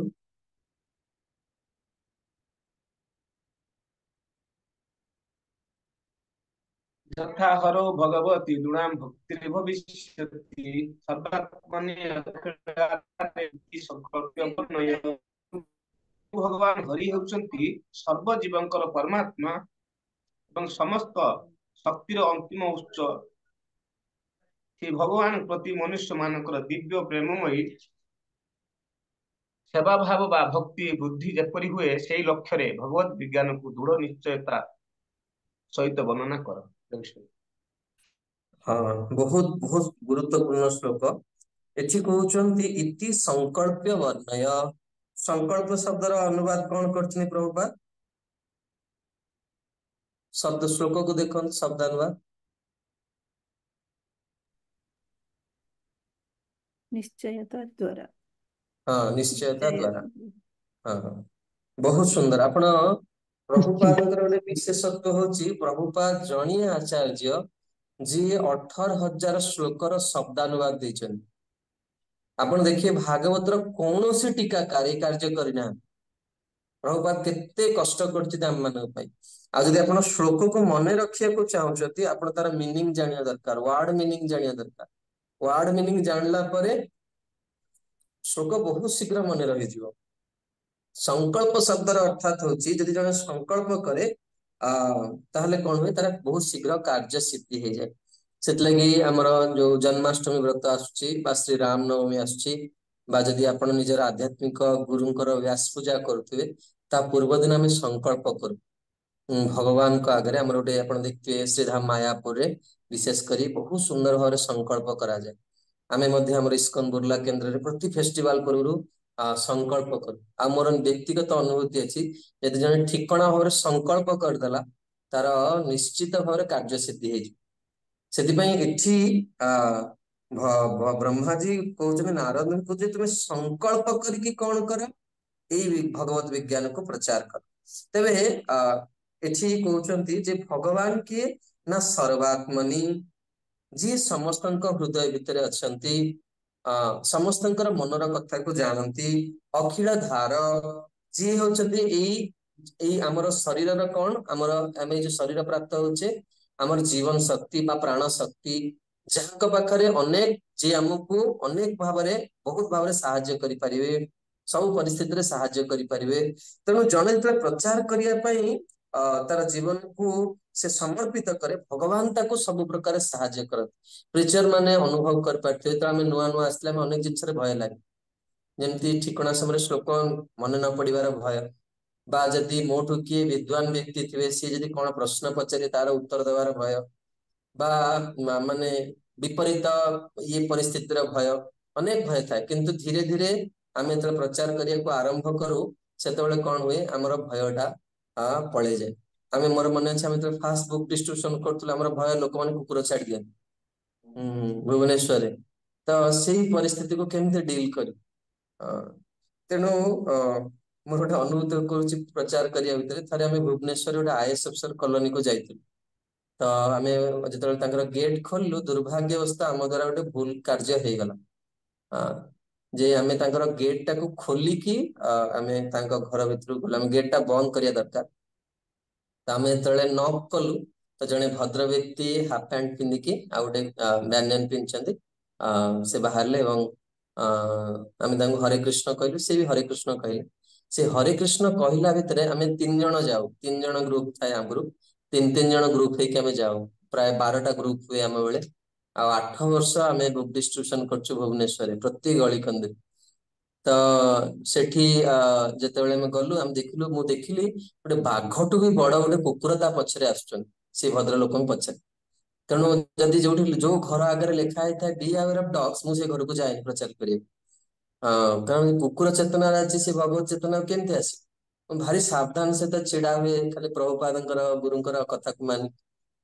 ତେଣୁ ମୁଁ ସେ କୁକୁରକୁ ଆଗୁଆ ଦେଖିଦେଲି। ତେଣୁ ଯିଏ ଆମର ସ୍ପିକର ଥିଲେ ସେଠି, ସେ କହିଲେ ଆଜ୍ଞା ଆମେ ଇସ୍କନରୁ ଆସିଛୁ, ଆଉ ଆମେ କିଛି ସ୍ପିରିଚୁଆଲ ବୁକ୍ସ ନେଇକି ଆସିଛୁ, ଯେମିତି ଭଗବତ ଗୀତା, ଶ୍ରୀମଦ ଭାଗବତମ, ଅନ୍ୟାନ୍ୟ ବହୁତ ବହି ଅଛି, ଆପଣ ଟିକେ ଦେଖିବାକୁ ଚାହେଁ। ତେଣୁ ସେ ଜଣେ ବହୁତ ବିଦ୍ୱାନ ବ୍ୟକ୍ତି ଥିଲେ। ତେଣୁ ସେ କହିଲେ ଆଜ୍ଞା ଦେଖାନ୍ତୁ। ତ ମୁଁ ସାଙ୍ଗେ ସାଙ୍ଗେ ପ୍ରଥମ ବହିଟା, ମୋର ସବୁଠୁ ପ୍ରିୟ ବହି ହଉଛି ଆତ୍ମବିଜ୍ଞାନ, ସାଇନ୍ସ ଅଫ ସେଲ୍ଫ ରିୟଲାଇଜ। କାରଣ ସେଥିରେ ବହୁତ ପ୍ରଶ୍ନର ସମାଧାନ ଅଛି। ତେଣୁ ମୁଁ ତାଙ୍କୁ ସେଇ ବହିଟି ଦେଖିଲି। ମୁଁ ସେ ବହିଟାକୁ ଦେଖି 1 ମିନିଟ ପାଇଁ ଯେତେବେଳେ ପଢିବାକୁ ଲାଗିଲେ, ସେ କୁକୁର ସେ ଘର ଭିତରେ ଭାରି ବୋର ହେଇକି ଥିଲା। ଆଉ ସେ କୁକୁରଟା ସିଧା କଣ କଲା, ପଛକୁ ଗଲା ଏବଂ ଆମର ଆଡକୁ ଡେଇଁଲା। ସେ ଏତେ ବଡ କୁକୁର ହେଇଥାନ୍ତା ଯଦି କାମୁଡିବ ମାନେ ଗୋଟେ ପାର୍ଟ କୁ ନେଇକି ପଳେଇବ ପୁରା ଦେହରୁ। ତେଣୁ ସିଏ ଯେମିତି ଆମ ଆଡକୁ ଡେଇଁଲା ଆମେ ବି ସେମିତି ଡେଇଁଲୁ, ତାର ଗୋଟେ ଲନ୍ ଥିଲା ପାଖରେ, ସିଆଡୁ 3 ଜଣ ଯାକ ଡେଇଁ ପଡିଲୁ ଭୟରେ। ଏବଂ ସେ କୁକୁର କଣ କଲା ନା ଗେଟ୍ ଖୋଲି ବାହାରକୁ ପଳେଇଲା। ସେ ବ୍ୟକ୍ତି ଯେତେବେଳେ ସେ କୁକୁର ବାହାରକୁ ପଳେଇଲା, ସେ ଆଉ ଗ୍ରନ୍ଥ କଣ ଦେଖିବେ, ସେ ଏତେ ଜୋରେ ରାଗିଲେ ଆମ ଉପରେ, କହିଲେ ଆପଣଙ୍କୁ ମ୍ୟାନର୍ସ ଜଣା ନାହିଁ, ଆପଣ କେମିତି ଗେଟ୍ ଖୋଲିଲେ, ମୋ କୁକୁର ପଳେଇଲା। ଏବଂ ସେ ବ୍ୟକ୍ତି ଜଣକ ତାଙ୍କ କୁକୁର ପଛେ ପଛେ ସେ ଦୌଡ଼ିଲେ କଲୋନୀ ଭିତରେ। ସିଏ ବହୁତ ଦିନରୁ ବୋର ହେଇକି ଘର ଭିତରେ ଥିଲା, ସେ ଜମା ଧରା ଦେଲାନି। ଆମେ ନେଇ ବୁଝିପାରିଲୁନି, ନୂଆ ନୂଆ କଣ କରିବୁ, ଯିବୁ ନା ରହିବୁ, ସେ ତ ଗାଳି କଲେଣି ଆଉ ତ ରଖିବେନି ବହି, ଏମିତି ଭାବିକି ମୁଁ ତାପରେ ସେଠି ଛିଡା ହେଇକି କେବଳ ହରେ କୃଷ୍ଣ କହି, ମୁଁ ଜାଣିନଥିଲି ଯେ ତାଙ୍କର ଧର୍ମପତ୍ନୀ ବି ସେଇଠି ବସିଥିଲେ। ଏବଂ ଯେତେବେଳେ ମୁଁ ହରେ କୃଷ୍ଣ କହିଲି, ସିଏ ବାହାରିକି ଆସିଲେ, ସିଏ ବି ଗୋଟେ ହାଫ ପ୍ୟାଣ୍ଟ ପିନ୍ଧିକି ବସିଥିଲେ, ସିଏ ବି ଗୋଟେ ହାଫ ପ୍ୟାଣ୍ଟ ଆଉ ଗୋଟେ ଗେଞ୍ଜି ପିନ୍ଧିକି ବସିଥିଲେ। ମୁଁ କେମିତି ଅନେଇବି ତାଙ୍କୁ ଆମେ। ତେଣୁ ଉଁ, ତେଣୁ ସେ ଯେତେବେଳେ ଦେଖିଲେ ଆମେ ଯାଇଛୁ, ତେଣୁ ସେ କହିଲେ ଆପଣ କିଛି ସମୟ ୱେଟ୍ କରନ୍ତୁ, ମୁଁ 1 ମିନିଟ ଭିତରେ ଆସୁଛି। ତେଣୁ ସେ ସାଙ୍ଗେ ସାଙ୍ଗେ ଡ୍ରେସ ଚେଞ୍ଜ କରିକି ଆସିଲେ ଏବଂ ତାପରେ ଆମେ ଦେଖିଲୁ ବହୁତ ଉଚ୍ଚ ଶିକ୍ଷିତ ବ୍ୟକ୍ତି ଥିଲେ। ତାପରେ ସେ ପ୍ରାୟ ଭଗବତ ଗୀତା, ଆତ୍ମବିଜ୍ଞାନ, ଶ୍ରୀମଦ୍ ଭାଗବତମର ସେତେବେଳେ ଆମର ସମ୍ପୂର୍ଣ୍ଣ ଭାଗବତ ନଥିଲା, ଏବଂ ଦ୍ୱିତୀୟ ସ୍କନ୍ଦ ପର୍ଯ୍ୟନ୍ତ ଭାଗବତ ସେମାନେ ଗ୍ରହଣ କଲେ। ତାପରେ ତାଙ୍କ ସ୍ୱାମୀ ବି ପଳେଇ ଆସିଲେ। ତାପରେ ମୁଁ ତାଙ୍କୁ କହିଲି ଯେ ଆମର ଇସ୍କନ ଭୁବନେଶ୍ୱରରେ ସନ୍ଧ୍ୟା ଆରତୀ ଭାରି ସୁନ୍ଦର, ଆପଣ ଥରେ ଆସନ୍ତୁ। ଏବଂ ବର୍ତ୍ତମାନ ସେ ପରମ ପୂଜ୍ୟ ଗୋପାଳ କୃଷ୍ଣ ଦାସ ଗୋସ୍ୱାମୀ ମହାରାଜଙ୍କର ଶିଷ୍ୟ। ତେଣୁ ଆପଣ ମାନେ ଦେଖନ୍ତୁ ଯେ ଜଣେ ଯୋଉ ପ୍ରଚାର କରିବାକୁ ଯିବ ପ୍ରାଥମିକ ଅବସ୍ଥାରେ କେତେ ଭୟ ଥାଏ ମନରେ, କିନ୍ତୁ ଆପଣଙ୍କର ଉଦ୍ଦେଶ୍ୟଟା ଯଦି ଭଲ ଅଛି ତାହେଲେ ପରିବର୍ତ୍ତନ ଶୀଘ୍ର ହଉ ବା ବିଳମ୍ବରେ ହଉ, ପରିବର୍ତ୍ତନ ନିଶ୍ଚିତ ଆସିବ। କାରଣ ଏଇଟା ଆମର ବାହାଦୁରୀ ନୁହେଁ, ଏଇଟା ହଉଛି ପ୍ରଭୁପାଦଙ୍କର ଶକ୍ତି, ଗୁରୁ ବୈଷ୍ଣବ ଆମର ଆଚାର୍ଯ୍ୟ ମାନଙ୍କର କୃପାର ବଳ ଜଣଙ୍କୁ ନିଶ୍ଚିତ ଭାବରେ ପରିବର୍ତ୍ତନ କରିଦବ। ପ୍ରଭୁପାଦ ଏଠି କହୁଛନ୍ତି, ଜଣେ ଆ ବାରମ୍ବାର ଏଇ ଜିନିଷଟାକୁ କହୁଛନ୍ତି, କାରଣ ଆମ ସମସ୍ତଙ୍କ ପାଖରେ ଏଇ ଦୋଷ କିଛି ନା କିଛି ମାତ୍ରାରେ ରହିଯାଇଛି। ପ୍ରଭୁପାଦ ସେଥିଲାଗି ବାରମ୍ବାର ଆମକୁ ସତର୍କ କରିଛନ୍ତି ଯେ ଆମମାନେ କେବେ ନିଜର ଜୀବନ ଧାରଣ କରିବା ପାଇଁ, ଜୀବିକା ଅର୍ଜନ କରିବା ପାଇଁ ପ୍ରଚାର କରିବା କଥା ନୁହେଁ। ଜଣେ ସ୍ୱାଭାବିକ ହବା ଦରକାର ଭକ୍ତଙ୍କ ସହିତ। ମୁଁ ଆମର ଦେଖିଛି, ଆପଣ ମାନେ ତ ବହୁତ ବଡ ସେଣ୍ଟର ରହୁଛନ୍ତି, ଆମର ଏଇ ସେଣ୍ଟରରେ ଏଇ 4-5 ବର୍ଷ ହେଲାଣି ଲୋକମାନେ ଆସୁଛନ୍ତି। ଆଗରୁ ଆମେ ଦେଖିଛୁ ରାମନବମୀ ଦିନ ସନ୍ଧ୍ୟା ଆରତୀରେ ବି କେହି ନଥାନ୍ତି। ରାମନବମୀ ଅଭିଷେକ ସରିଲା, ଲୋକ ଦର୍ଶନ କରି ପ୍ରସାଦ ପାଇ ପଳେଇଲେ। ସନ୍ଧ୍ୟା ଆରତୀରେ ଆମେ କେବଳ ଅନ୍ତେବାସୀ ଯେତିକି ଯାଇକି କୀର୍ତ୍ତନ କରୁ, ଆଉ ସପ୍ତାହରେ 6 ଦିନ କେହି ବି ଆସିବେନି। କେବଳ ରବିବାର ଦିନଟା ଭିଡ ହୁଏ, କିନ୍ତୁ ସବୁଦିନ ବି ଆମର ସେମିତି ସଜା ହୁଏ ଠାକୁରଙ୍କୁ, ସବୁଦିନ ବି ସେମିତି ଭୋଗ ଲାଗେ। ଏମିତି ନୁହେଁ ଯେ ଆଜି ଲୋକ 500 ଲୋକ ଛିଡା ହେଇଛନ୍ତି, ମୁଁ ଆରତୀଟା ବେଶୀ ସମୟ ବୁଲେଇ, ବା ଆଜି ଲୋକ ଆସିବେ ସେଥିପାଇଁ ଠାକୁରଙ୍କୁ ସଜା ହବ। ଯଦି ଏଇଭଳିଆ ଆପଣ କରୁଛନ୍ତି ତାହେଲେ ଆପଣ ଜଣେ ବେପାରୀ, ଆପଣ ଭକ୍ତ ନୁହେଁ। ଆଉ ଲୋକ ଆସିବେ ସେଥିପାଇଁ ମୁଁ ଆଜି କରିବି, ଲୋକ ନ ଆସିଲେ ଠାକୁରଙ୍କର ସେବା ହବନି। ଯେମିତି ବାହାର ମନ୍ଦିର ମାନଙ୍କରେ ବର୍ଷ ସାରା ଠାକୁର ପୁରା ଅସନା ହେଇକି ପଡିଥିବେ, ଆଉ ବର୍ଷରେ ଗୋଟେ ଦିନ ଯୋଉଦିନ ଭିଡ ହବ ସେଦିନ ଲୋକଙ୍କୁ ଠାକୁରଙ୍କୁ ସଜେଇଦେବେ, ତାପରେ ପୁଣି ସେମିତି ଆର ବର୍ଷକୁ ସେ ଡ୍ରେସ ଖୋଲା ହବ। ତ ଇସ୍କନରେ ଭକ୍ତ ସେମିତି ହବା କଥା ନୁହେଁ। ପ୍ରଭୁପାଦ ଗୋଟେ ବହୁତ ଗମ୍ଭୀର କଥା 2ୟ ପାରାଗ୍ରାଫରେ ଲେଖିଛନ୍ତି। ଆସନ୍ତୁ ଶ୍ଲୋକର ଶବ୍ଦ ସହିତ ଆମେ ତାକୁ ଆସ୍ୱାଦନ କରିବା। ଦେଖନ୍ତୁ ଏଠି ପ୍ରଥମେ କହୁଛନ୍ତି ହରଉ। ତେବେ ଭଗବାନଙ୍କର ଅସଂଖ୍ୟ ନାମ ଅଛି, ନାମାନି ଅସଂଖ୍ୟାନି ଗୁଣ କର୍ମାନି ଯଥୈବଚ। ଭଗବାନଙ୍କର ବିବିଧ ଗୁଣ, ବିବିଧ କର୍ମ, ବିବିଧ ଲୀଳା ଅନୁସାରେ ଭଗବାନଙ୍କର ବିବିଧ ନାଁ ଅଛି, କିନ୍ତୁ ତା ଭିତରେ ଏଇ ହରି ନାଁ, ଏଇ ଭଗବାନଙ୍କର ଏଇ ହରି ନାମ ଭିତରେ ଏଇ ହରି ଶବ୍ଦ ବଡ ଗୁରୁତ୍ୱପୂର୍ଣ୍ଣ। କବିରାଜ ଗୋସ୍ୱାମୀ ଏଇ ହରି ଶବ୍ଦର ବ୍ୟାଖ୍ୟା ଚୈତନ୍ୟ ଚରିତାମୃତରେ ଲେଖିଛନ୍ତି। ସେ କୁହନ୍ତି ଯେ ହରି ଶବ୍ଦେ ନାନା ଅର୍ଥ କয়, ତାର ମଧ୍ୟରେ 2 ମୁଖ୍ୟତଃ। ପ୍ରଥମେ ହଉଛି ସର୍ବ ଅମଙ୍ଗଳ ହରେ, ଆଉ ଦ୍ୱିତୀୟ ହଉଛି ପ୍ରେମ ଦିଆ ହରେ ମନ। ଯିଏ ସାଧକର ସମସ୍ତର ଅମଙ୍ଗଳକୁ ନଷ୍ଟ କରିଦିଅନ୍ତି, ଆଉ ସାଧକର ହୃଦୟରେ କଣ କରନ୍ତି, ପ୍ରେମ ପ୍ରଦାନ କରନ୍ତି।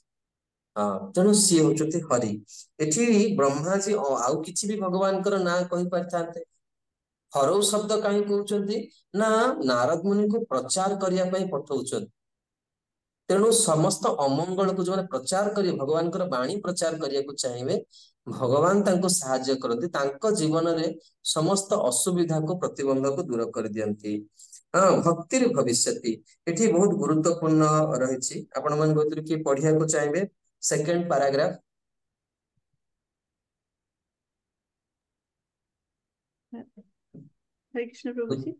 हाँ अ, पढ़ो आमे पूର୍ବरु कहिछु श्रीमद् भागवतम एपरी वैज्ञानिक भावरे उपस्थापन करा जायछि जे कौनसी निष्ठावान छात्र ए विज्ञान को ध्यान सहकारे पाठ करे किंबा सर्वदा जणे उपयुक्त प्रामाणिक वक्तांक ठारु श्रवण करे ताहेले से निश्चित भावरे एहा ए भगवत विज्ञान बुझी पारिबाकू सक्षम हेबो।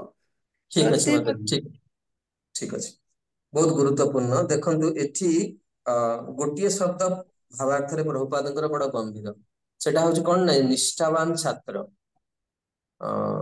प्रभुपाद कहते this Krishna consciousness movement is only meant for serious students गंभीर हवा दरकार आउ जणे एटा केमिति बुझिबा ना ध्यान सहकारे पढ़िबो नचेत जणे प्रामाणिक वक्तांक ठाରୁ शुणिबो ध्यान सहकारे पढ़िया दरकार एवं सबुबेले जेतेबेले साधु गुरु महाजन माने आसुचंती तांकठु शुणिया दरकार ताहाले जणे भागवत को बुझी पारिबो आसंतु परवर्ती श्लोक को जिवा मायां वर्णयतो मुष्य ईश्वरस्यानुमोदत शृणत्व श्रद्धया नित्यं मायायात्मान मोह्यति अमृतेश प्रभु अनुवाद पढ़ो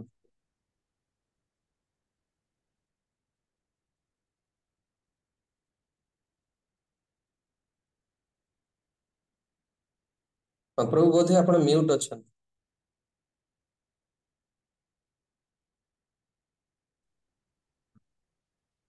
The Lord's activities in association with his different energies should be described, appreciated, and heard in accordance with the teachings of the Supreme Lord. If this is done regularly with devotion and respect, one is sure to get out of the illusory energy of the Lord. এই ଶ୍ଳୋକର ଗୋଟିଏ ଶବ୍ଦରେ এই ଶ୍ଳୋକର ସାରାଂଶ ହେଉଛି जो सृष्टि प्रक्रिया रही सृष्टि प्रक्रिया सृष्टिर कर्मक्रम रही ताहा शुणा कहीं बेले बेले से शुणा भारी बोर लगे भगवान एटा सृष्टि कले महत सृष्टि है महत सृष्टि जो सृष्टिर क्रम सब रही केमती भगवान प्रथमे निजको विस्तार कर बलराम बलराम ठारू केमती सब विष्णु तत्व मान प्रकट होती क्षीरदोषा कि विष्णु कारणदक साई विष्णु गर्भदक साई विष्णु तेणु एमाने पुणी केमती भितर प्रवेश कर बेले बेले शुणा को बोर लगे तो यही श्लोक कहुच्छी सृष्टि लीला कहीं शुणा दरकार तार प्राधान्य এই কথা को परम पूज्य भक्ति स्वरूप दामोदर महाराज पृथु महाराज चरित्र रे भुवनेश्वर मंदिर रे बहुत सुंदर भाव में क्लास टी को प्रतिपादन कहुच्छी जे जने जदि सृष्टि लीला को भगवान श्रवण करे जो थे कि मायार वर्णना अच्छी भगवान सहित माया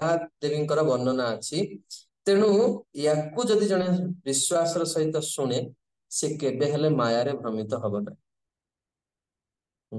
देखो आम आध्यात्मिक जीवनटा केते सरल किंतु आम माने तार प्रकृत लाभ उठे पारु आपण माने देखिए ध्रुव महाराज सेक्शन जो फोर्थ कैंटो रे आसीबो आपनकर सेतेबेले प्रथमे कोन करा है अधर्मर वर्णना करा जायछि एवं सेतिरे कहा जायछि जदि जने याको 3 थर सुनि दबो तार जीवन रे अधर्मर प्रभाव रही तार मन अधर्म जनित से तार जीवन में किछि पाप हेछि भूल कार्य हेछि तर मुक्त हेजि तेणु जदि आम मैंने जो लीला को शुणिले आशा करा आमे आशा करियो जे आमे माया द्वारा केबे भ्रमित हबानी जदि आमे ठिकणा भावरे ध्यान सहकारे श्रवण करथिबा एठी सप्तम अध्याय सरुची अष्टम अध्याय वर्तमान आमे आरंभ करिबा जोथरे कि शीर्षक होची अष्टम अध्यायर महाराज परीक्षितଙ୍କର प्रश्न आसंतु शुणिबा प्रथमे एई अध्याय रे कोन कोन आमे श्रवण करियाकू जीवा एवं किभଳି भाबरे ए गोटे बहुत छोट अध्याय तेणु आसंतु शुणिबा एथिरे 29 टी श्लोक रहिछि एवं यार शीर्षक रहिछि महाराज परीक्षितଙ୍କର प्रश्न तबे 1 रु 6 नंबर श्लोक रे वर्तमान परीक्षित महाराजଙ୍କ सभा को सुखदेव गोस्वामीଙ୍କର आगमन हेछि एवं परीक्षित महाराज 6 टी श्लोक रे सुखदेव गोस्वामी को प्रेरित करिवे भगवान कथा कहया पे एक रु 6 रे अछि जे परीक्षित महाराज सुखदेव गोस्वामी को प्रेरित करछन्ती भगवान कथा कहया पई। Parikshit Maharaj inspire Sukhdev Goswami to speak Hari कथा। तापरे 7 रु 23 नंबर श्लोक जो थे महाराज परीक्षित प्रश्न रही। क्वेश्चंस बाय महाराज परीक्षित 7 रु 7 टू वर्स नंबर 23।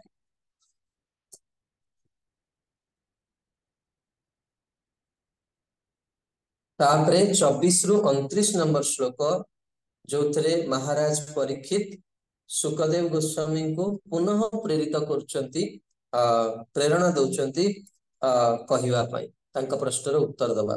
24 रु 29 Maharaj Parikshit inspire Sukhdev Goswami to speak verse number 24 to 29। तापरे 27 रु 29 नंबर श्लोक रे सुखदेव गोस्वामी कौन करछन्ती तांकर सार कथा को प्रस्तुत करी। मु आउ थरे कहि दउची प्रथमे 1 रु 6 रे परीक्षित महाराज सुखदेव गोस्वामी को प्रेरित करछन्ती हरि कथा कहिया पई। 7 रु 23 नंबर श्लोक रे परीक्षित महाराजंकर प्रश्न अछि। 24 रु 29 नंबर श्लोक रे महाराज परीक्षित पुनः प्रेरित करछन्ती सुखदेव गोस्वामी को भगवान का विषय कहिया पई। एवं 27 रु 29 नंबर श्लोक रे सुखदेव गोस्वामी का सारांश प्रस्तुत करछन्ती। बहुत छोट अध्याय आसंतु हम माने प्रारंभ करिवा। श्लोक संख्या 1 राज उवाच ब्रह्मणा चोदितो ब्रह्मन् गुण आख्याने गुणस्य च जस्मै जस्मै यथा प्राह नारदो देवदर्शनः। अचिंत्य कृष्ण प्रभु आपण श्लोक अनुवाद पाठ करत। हे कृष्ण दंडवत प्रणाम। राज उवाच ब्रह्मणा चोदित ब्रह्मन् गुणाख्यान अगुणस्य जस्मै जस्मै यथा प्राहो नारद वेद दर्शन। अनुवाद। परीक्षित महाराज श्री सुखदेव गोस्वामी को पचारिले नारद मुनि किपरि गुणशून्य भगवानंकर दिव्य गुणावलीर वर्णना कले एवं केउमानंक समक्षरे से ताहा कहिले। जो माने श्री नारद मुनि ठारू भगवानंकर कथा सुनिले सेमाने मध्य श्री ब्रह्माजी ठारू सुनिथिबा व्यक्ति मानक सदृश भाग्यवान अटन। हरे कृष्ण। तेणु एठी प्रश्न आसुची महाराज परीक्षित प्रश्न करुछन्ती सुखदेव गोस्वामी को जे नारद मुनि किभଳି भावरे गुणशून्य भगवानकर गुणावलीर वर्णना कले एवं केउ मानक समक्षरे ताहांकु कहिले। तेणु इठी गोटे बहुत गुरुत्वपूर्ण शब्द ई श्लोकर देव दर्शन। आपण किए देखंतु तार अनुवाद कहंतु देव दर्शन शब्दर अनुवाद कोन दिया हैछि। यानको दर्शन देव दर्शन तुल्य। तेणु वैष्णव मान को देखिवा देवता मानक भी ऊर्ध्व वास्तव देव देव दुर्लभ जहाँ कहते दर्शन हमर गोटे शास्त्रीय विरक्त समाज रे कह देव दुर्लभ दर्शन देव दर्शन जहाँकर दर्शन से लगी आम माने कौन देवता को पूजा करूँ कारण मैंने वैष्णव श्री गुरुंकर आराधना प्रत्येक शिष्य प्रतिदिन तार गुरुदेव को सकाल उठिकी प्रणाम करिया दरकार। मुझे जटनी सेंटर जाइली मत बहुत खुशी लगला सेठी प्रभु अच्छा दायित्व ते प्रथम दिन ही व्यवहार मत बहुत आकर्षित करता एवं से प्रतिदिन आसिकी आध्यात्मिक गुरु को प्रथमे स्नान करके तिलक कला परे प्रतिदिन नियमित भाव से प्रणाम मु भी सहित महाराज को प्रणाम करे मत बहुत खुशी लगे वास्तव आम मैंने से भक्तर संग करिया दरकार जो माने निज आध्यात्मिक गुरु को जीवन जहाँ कहते लक्ष्य बोली से माने ग्रहण कर देखो भगवान को प्रणाम करिया भक्ति करिया एटा बहुत सहज जिनिस किंतु जने आध्यात्मिक गुरु को हृदय रे निजर इष्ट बोली ग्रहण करिया ए भले व्यक्ति बड़ दुर्लभ। ହଁ, ତେଣୁ ଏଠି ଦେବ ଦର୍ଶନ ବୋଲି କହୁଛନ୍ତି, ଅର୍ଥାତ୍ ମହାରାଜ ପରୀକ୍ଷିତ ସୁକଦେବ ଗୋସ୍ୱାମୀଙ୍କ ପ୍ରତି ସେଇଭଳି ଭାବନା ରଖୁଛନ୍ତି ଆଉ ନାରଦ ମୁନିଙ୍କ ପ୍ରତି ସେଇଭଳି ଭାବନା ରଖିଛନ୍ତି। ତେଣୁ ଏଠି କହୁଛନ୍ତି ଯେ ଏଇ ଶ୍ରବଣ କରିବାର ଏଇଟା ହଉଛି ଗୁରୁତ୍ୱ, ଯେ ଆମେ ଉପଯୁକ୍ତ କଣ କରିବା ଦରକାର, ଅଧିକାରୀଙ୍କ ଠାରୁ ଏଇ ଭାଗବତକୁ ଶୁଣିବା ଦରକାର। ଏତଦ୍ ବେଦିତୁମ୍ ଇଚ୍ଛାମି ତତ୍ତ୍ୱଂ ବିଦାମ୍ବର ହରେରଦ୍ଭୁତ ବୀର୍ଯ୍ୟସ୍ୟ କଥାଲୋକ ସୁମଙ୍ଗଳଃ। ବହୁତ ସୁନ୍ଦର ଶ୍ଲୋକ ଶ୍ରୀମଦ୍ ଭାଗବତମର। ଶଙ୍କର୍ଷଣ ବଳରାମ ପ୍ରଭୁ ଆପଣ ଅନୁବାଦ ପାଠ କରନ୍ତୁ। हरे कृष्ण प्रभु जी। अनुवाद। महाराज परीक्षित कहिले, मु सेही भगवानଙ୍କୁ विषୟରେ ଜାଣିବାକୁ ଚାହେଁ ଯେଉଁ ଭଗବାନ ଅଦ୍ଭୁତ ଶକ୍ତି ସମ୍ପନ୍ନ ଏବଂ ଯାହାଙ୍କର କଥା ନିଶ୍ଚିତ ଭାବେ ସମସ୍ତ ଲୋକର ଜୀବମାନଙ୍କ ପକ୍ଷରେ ମଙ୍ଗଳମୟ ଅଟେ। ହରେ କୃଷ୍ଣ। ହଁ, ଏଠି ଶ୍ଲୋକରେ ଗୁରୁତ୍ୱପୂର୍ଣ୍ଣ ଶବ୍ଦ ହେଉଛି ତତ୍ତ୍ୱଂ ବିଦା। ଦେଖନ୍ତୁ ପ୍ରଭୁପାଦ ତାର ଅନୁବାଦ କଣ କରିଛନ୍ତି ତତ୍ତ୍ୱଂ ବିଦା ଶବ୍ଦର। ଯେଉଁମାନେ ଅଦ୍ୱୟ ସତ୍ୟ ଭଗବାନଙ୍କ ସମ୍ବନ୍ଧରେ ଭଲ ଭାବରେ ଜାଣନ୍ତି ବା ତତ୍ତ୍ୱ ଉପଲବ୍ଧି କରିଛନ୍ତି ସେମାନଙ୍କର।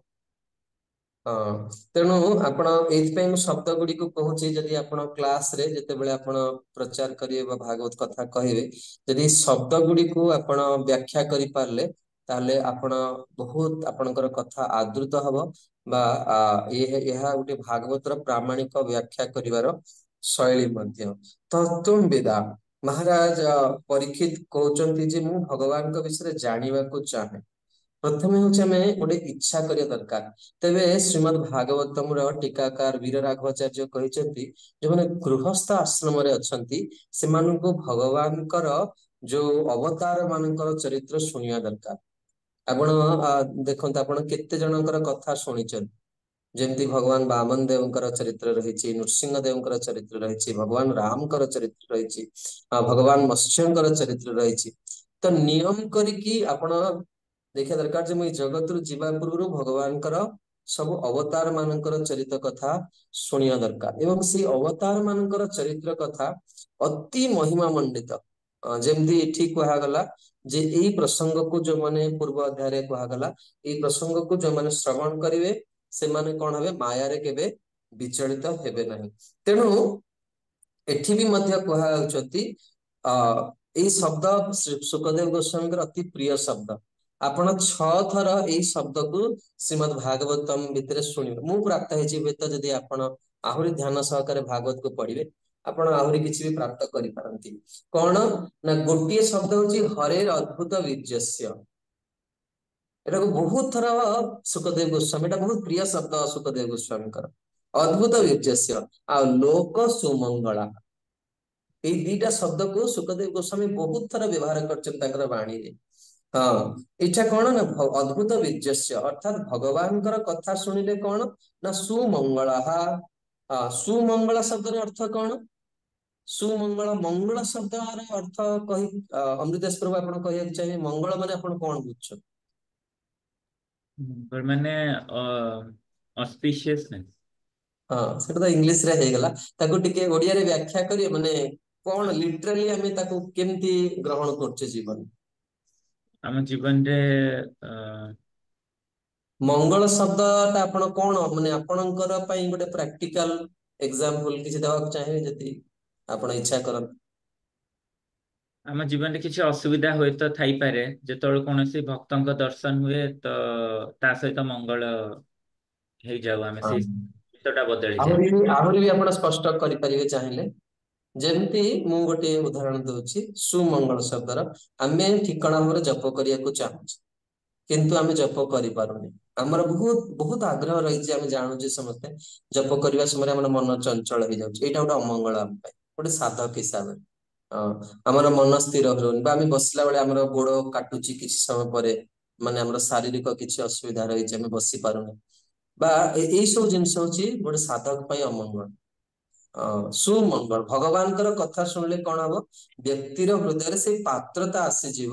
ଜଣେ ସାଧକ ହିସାବରେ ମୁଁ କହୁଛି, ଆମ ୟା ବ୍ୟତୀତ ଆମ ଜୀବନରେ ଆହୁରି ଅନେକ ପ୍ରତିବନ୍ଧକ ଅଛି। ଆମେ ଗାଡିରେ ଯାଉଛେ, ଯାତ୍ରା କରୁଛେ, ଏ ଦେଖନ୍ତୁ ବର୍ତ୍ତମାନ ବି ଆମେ ଶୁଣୁଥିଲେ କାଲି कोटे गोटे ट्रेन एक्सीडेंट ହେଇଛି केते ओडिसा 5 जन लोक मर जाइछे यात्रा करते ता हाँ तेणु अनेक प्रकार अमंगल रही किंतु भगवान कथा शुणिले कौन हम जीवन मंगल प्रभुपाद भावार्थ लिखिं भगवान जी भक्त तापाई श्रीमद भागवत एक प्रिय ग्रंथ अटे जदि आपन को भागवत भल लगुच बहुत लोक मैंने घरे भागवत प्रभुपाद ये ग्रंथ को रखिया बहुत भल पाते से पढ़ते कि जो पिक्चर देखिया बहुत भल पाते आपण मान बहुत भक्तर एटा प्रारंभिक गोटे माने अभ्यास भी थी लोक मैंने प्रभुपाद ग्रंथर पिक्चर गुड़ाक देखिए बहुत आकर्षणीय ताको देखिए बहुत भल पाते आपण भर किए एमती भक्त अच्छा हैंड रेज कले जे प्रभुपाद ग्रंथर पिक्चर देखिए बहुत भल पाते मझे मझे काढ़ी प्रभुपाद ग्रंथर पिक्चर देखते पुराना एबे तो नुआ हमें तो फेसबुक व्हाट्सएप रे बहुत जिनस ये कर तेणु ये ग्रंथ हूँ भक्त मानकर बहुत प्रिय आदि जड़े या ध्यान और भक्ति सहकार श्रवण करती ताले से माया कबल रु मुक्त हो जाए बड़ आशीर्वाद देख से लगी मोर मन अच्छी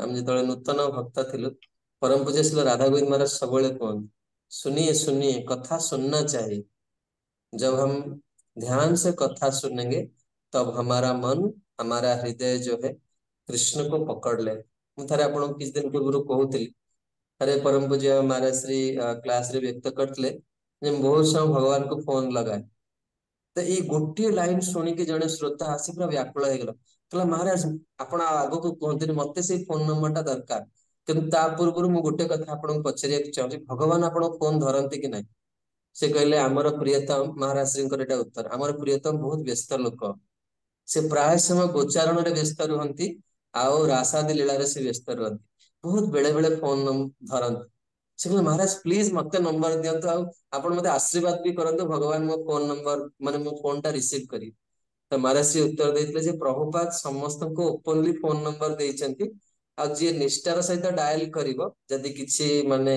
माने न थाए जेंति आजिकली वर्षा होची नेट कनेक्शन कटि जाउची सेमती जदि असुविधा न थाए ताहले निश्चित भगवान फोन धरे से कहले नंबर टा कोन महाराज मु पूरा व्याकुल हे महाराज कहले प्रभुपाद समस्त को देइचंती हरे कृष्ण कृष्ण कृष्ण हरे हरे हरे राम राम राम हरे हरे तो याकू जो मैंने निष्ठार सहित जप करेंगे तो परम पूज्य लोकनाथ स्वामी महाराज थे उत्तर दौले जे नाम प्रभु का माध्यम रे भगवान उत्तर देवे ये सी समृत जानी तुम्हें बहुत भल पिला भगवान दिने मन रखिए गोटे कथा क्या उपदेश देवाई मुझे कहूनी उपदेश देवार दिन भी आज नुहे किंतु जो मैंने अन्यठू के प्रशंसा शुणिया को भल पाती बेले बेले यदि आपन किसी भल कार्य कले लोक मैंने भक्त मैंने भी आपको कहे शंकरशरण बलराम प्रभु आप जड़े बहुत सुंदर भक्त किंतु आपण जदि ये प्रशंसा शुणिकी खुशी न होती ताहले दिने गुरु आपणकर आध्यात्मिक गुरु प्रकट थांतु बा न था आओ भगवान आपन को निश्चित आसी कहे प्रभु जी आप जड़े बहुत सुंदर भक्त एटा रामचरित मानस रा सार को मुझे जी यही जगत रे अन्यर प्रशंसा शुणिकी खुशी हो गला ताको ये जिनसा प्राप्त करने बहुत संघर्ष करिया पड़े से लोक प्रशंसा करंतु बा निंदा करंतु से किसी जायस ना किंतु आमको कौन करिया पड़िबो आमको साधना करिया पड़िबो कथयस्व महाभाग जथाहम अखिल आत्मनि कृष्णे निवस्य निसंग मनस्तख्ये कलेवरम चरण सरोज प्रभु आपण पढ़ंतु अनुवाद श्लोक संख्या 3 नेट प्रॉब्लम टे सेति प्रभु ये करछि हां पढ़ंतु आपण हां अनुवाद हे महाभारत सुखदेव गोस्वामी हे महाभाग सुखदेव गोस्वामी कृपा करी श्रीमद भागवतम कथा होई चालु जहा फल रे मु मोर मन को अखिलात्मा भगवान श्रीकृष्ण ठारे निविष्ट करि परिबि एवं संपूर्ण रूपे भौतिक गुणर मुक्त होई शरीर त्याग करि परिबि हां बहुत सुंदर विश्वनाथ चक्र ठाकुर या पर टीका लिखुछन देखंतु परीक्षित महाराज संबोधन कौन कर सुखदेव गोस्वामी को श्लोक रे किए कहि परिबे श्लोक को देखंतु हे महाभाग हाँ हे महाभाग अर्थात महाभाग शब्द अर्थात भाग्यवान व्यक्ति भाग्यवान व्यक्ति किए जे निज हृदय भगवान कृष्ण को धारण कर। तेणु एठी व्यवहार सब विचार आसुची गुरुଙ୍କ सहित आपण केमती व्यवहार करूछन सेथिरे आपणकर आध्यात्मिक जीवनर सफलता रहिछि। एवं एठी कहउचंती जे मु आपणक ठारू श्रवण करिकी भगवानଙ୍କ पाखरे मोर मन को मोर आत्मा को निविष्ट करि पारि। तेणु भागवत कथा जदि जने सुनिव ताल से कोन हबो माया रो मुक्त हे पारे। प्रभुपाद भावार्थ लिखुछनी कृष्ण सर्जसम माया है अंधकार माया रो मुक्त हे जीव। तेणु एई विषय बहुत गंभीर जने बहुत निष्ठार सहित शुणिबा दरकार। एपरिकी महाराज परीक्षित आहार एवं जल मध्य त्याग करिकी भागवत कथा शुणिथिले से लगी महाराज श्री कहते बेले बेले मोबाइल बंद करिकी किछि दिन भागवत शुणिया दरकार आ देखिया दरकार जे प्रकृत रे तुम बिना ए जगत रे कार्य चालुची ना सब बंद हेगा। तेणु आमे माने भी जने प्रचारक हिसाब रे सब बेले नियम रखिया दरकार जे आमे जीवन रे अधिका शुणिबा आ कम कहिबा। सेतलागी मोर तो नियम मु वर्ष रे किछि मास पूरा मते तथापि मना करंदी प्रभु आपण जानतुनी बाहर को बहुत प्रचार अछि किंतु मु कहे जे वास्तव रे जने आमे आमे प्रचारक आमे बा प्रचार करछे किंतु आमे देखिया दरकार मु केते घंटा क्लास दउची आ मु निजे केते घंटा क्लास सुनुची। सेतलागी मु प्राय गोटे मास धरिकी विभिन्न गुरुवर्गଙ୍କ चरण रे बसिकी सुनिया को जाए ताहले जाई कि हमर वाणी सफल है। यदि आपण कहार क्लास सुनु नांती आ आपण एक्सपेक्ट करछन जे आपणक कथा की सुनिबो ताले आपण बहुत भ्रमात्मक स्थिति रे अछन जने प्रचारक हिसाब प्रथमे जने सुनिबा दरकार। आ मो हिसाब रे जने कहिबाठो बेसी आनंद थाए सुनिबा कारण जने जेतेबेले कहिबो ताको बहुत परिश्रम करिया पड़िबो किंतु सुनिबारे किछि नै केवल बसिबार अछि ध्यान पूर्वक स्थिर करिक तापळे कोन गुरुंकर सारा दिनर परिश्रम तुमे गोटे घंटा भितरे प्राप्त करजिब। तेणु जने शुणिया दरकार। परवर्ती श्लोक रे श्रवणर महात्म्य दिया होछि श्रुणतः श्रद्धया नित्यं गृणतश्च सुचेष्टितं कालेन अति दीर्घेण भगवान विशते हृदि। मो जीवन रो ए श्लोक थिला टर्निंग पॉइंट बहुत गुरुत्वपूर्ण श्लोक श्रीमद् भागवतम रो आसंतु अनुवाद पढ़ंतु प्रज्ञा परमिता माता जी। हरे कृष्ण। जो माने बराबर श्रीमद् भागवतम श्रवण करती एवं भागवतम रो कथा को अति गंभीर भावरे ग्रहण करती सेमानंक हृदय रे भगवान श्री कृष्ण खूब कम समय मध्यरे प्रकाशित हुअन्ति। बहुत सुंदर ए श्लोक एठी कहउचंती श्रद्धया नित्य नित्य सुनिया पड़िबो आ केमती सुनिया पड़िबो ना श्रद्धा सहकारे सुनिया पड़िबो आ कोन ना स्वचेष्टितम निजे प्रयास करिया पड़िबो। सेतलेगी आपण देखिबे ए खराब भाबेनी प्रभुपाद सबले कहंती जड़े भक्त हिसाब रे आमे केमती रहबा दरकार कि कहबा चाहिए प्रभुपादଙ୍କର कोन इंस्ट्रक्शन भक्त हिसाब रे हमर जीवन शैली केमती हवा दरकार simple living, high thinking. High high thinking thinking तेणु ए हाई थिंकिंग टा कौन ना जदि आमर माने चाकिरी बा आमर जीवन शैली हमको आध्यात्मिक जीवन रे बाधा सृष्टि करछि ताहले आमे आमर दायित्व को कमेଇବା दरकार। आ दायित्व कमेकी आमे कोन करे दरकार आमे हम जप उपरे आ आध्यात्मिक ये उपरे आमे गुरुत्व देवा दरकार। देखंतु जदि आपण भल जप करिया को चाहउछथि भल जप केमती हबो आपणकर आज दिन सारार कार्यावली आपणकर आगामी कालीर जप आपण केबे एक्सपेक्ट करि परिबेन जे सकाळ उठिबे जाई बस पड़ी जप करी ना मन में पुन चिंता आसे कोन दायित्व अछि कोन अछि काली कोन करथि बे त आपण कास्ता कथा न होई परत किंतु मन रे से सब जिंस गुडी को कोन हबो धारावाहिक भाव रे आसीबो।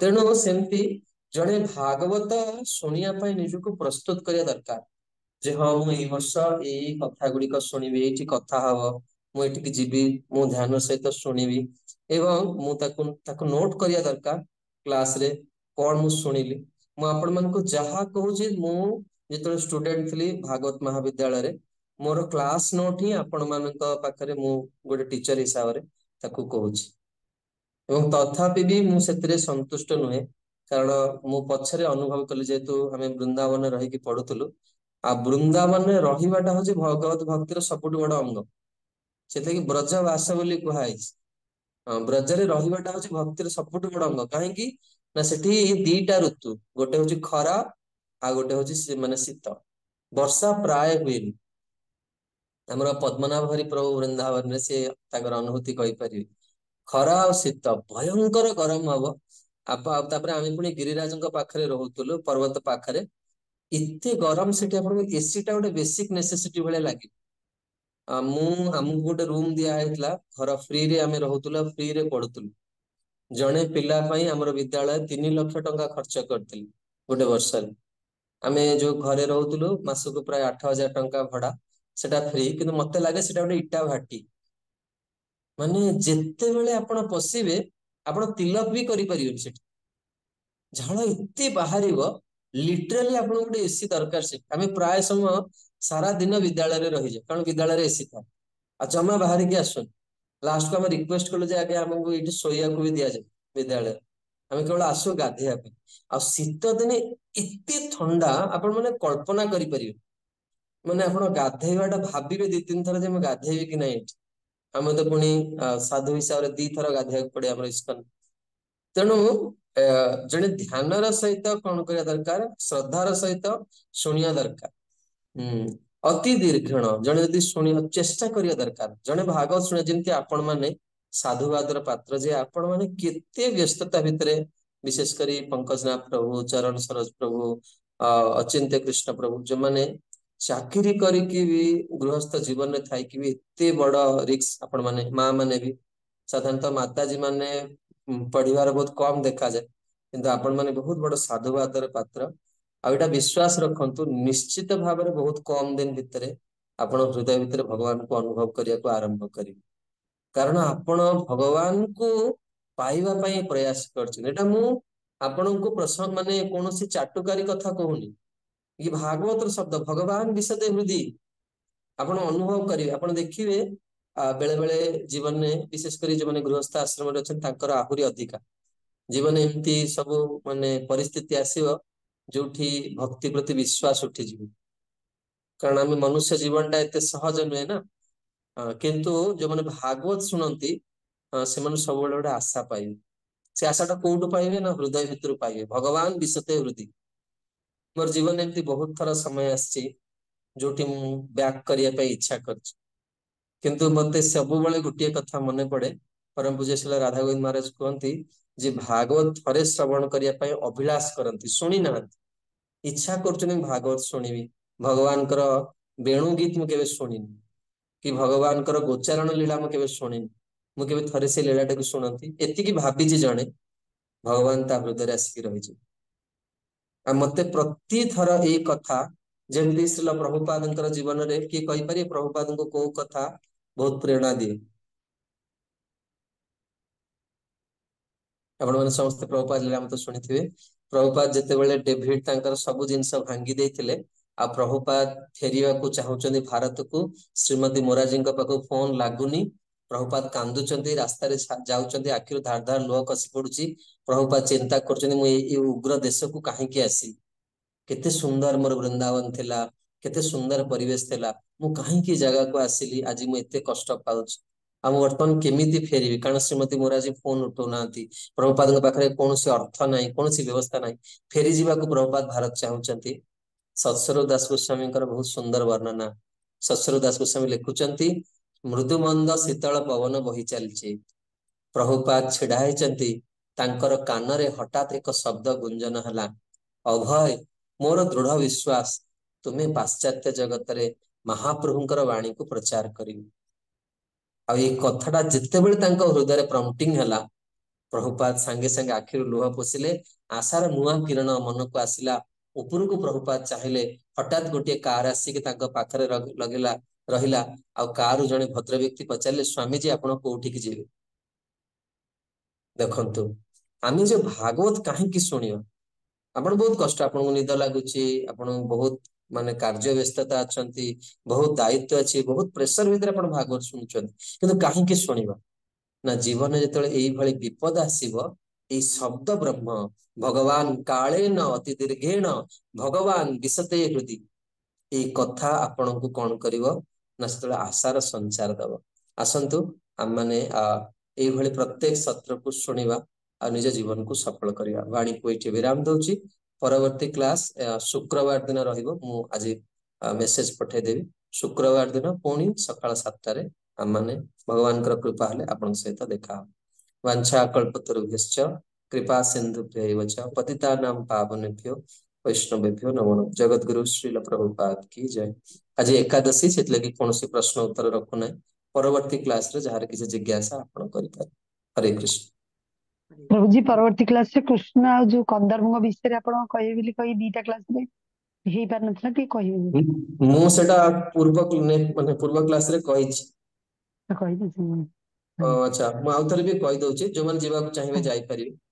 हां सुन हाँ तो थरे कामदेव कौन कले ना से स्वर्ग रे नारद मुनि जाइकी इंद्रंकर सभारे भगवान कृष्णंकर सौंदर्य वर्णना करथले।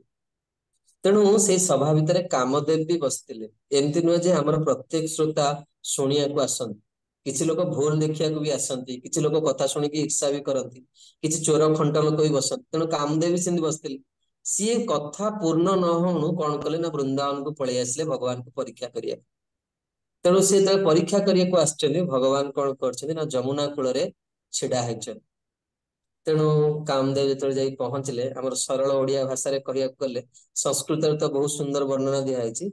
ଆମେ ଯଦି ପଚାରେ ଭଦ୍ରଲୋକ ଆପଣ କୋଉଠୁ ଆସିଲେ କଣ କାର୍ଯ୍ୟ ଆପଣଙ୍କ କାହିଁକି ଆସିଛନ୍ତି ଭଗବାନ କୃଷ୍ଣ ବି କାମଦେବଙ୍କୁ ସେଇଆ ପଚାରିଲେ। ଭୋ ଭୋ ସଜ୍ଜନ हे ସଜ୍ଜନ ତୁମର କାର୍ଯ୍ୟ କଣ କଣ ପାଇଁ ମୋର ଏଇ ବୃନ୍ଦାବନକୁ ଆସିଛ।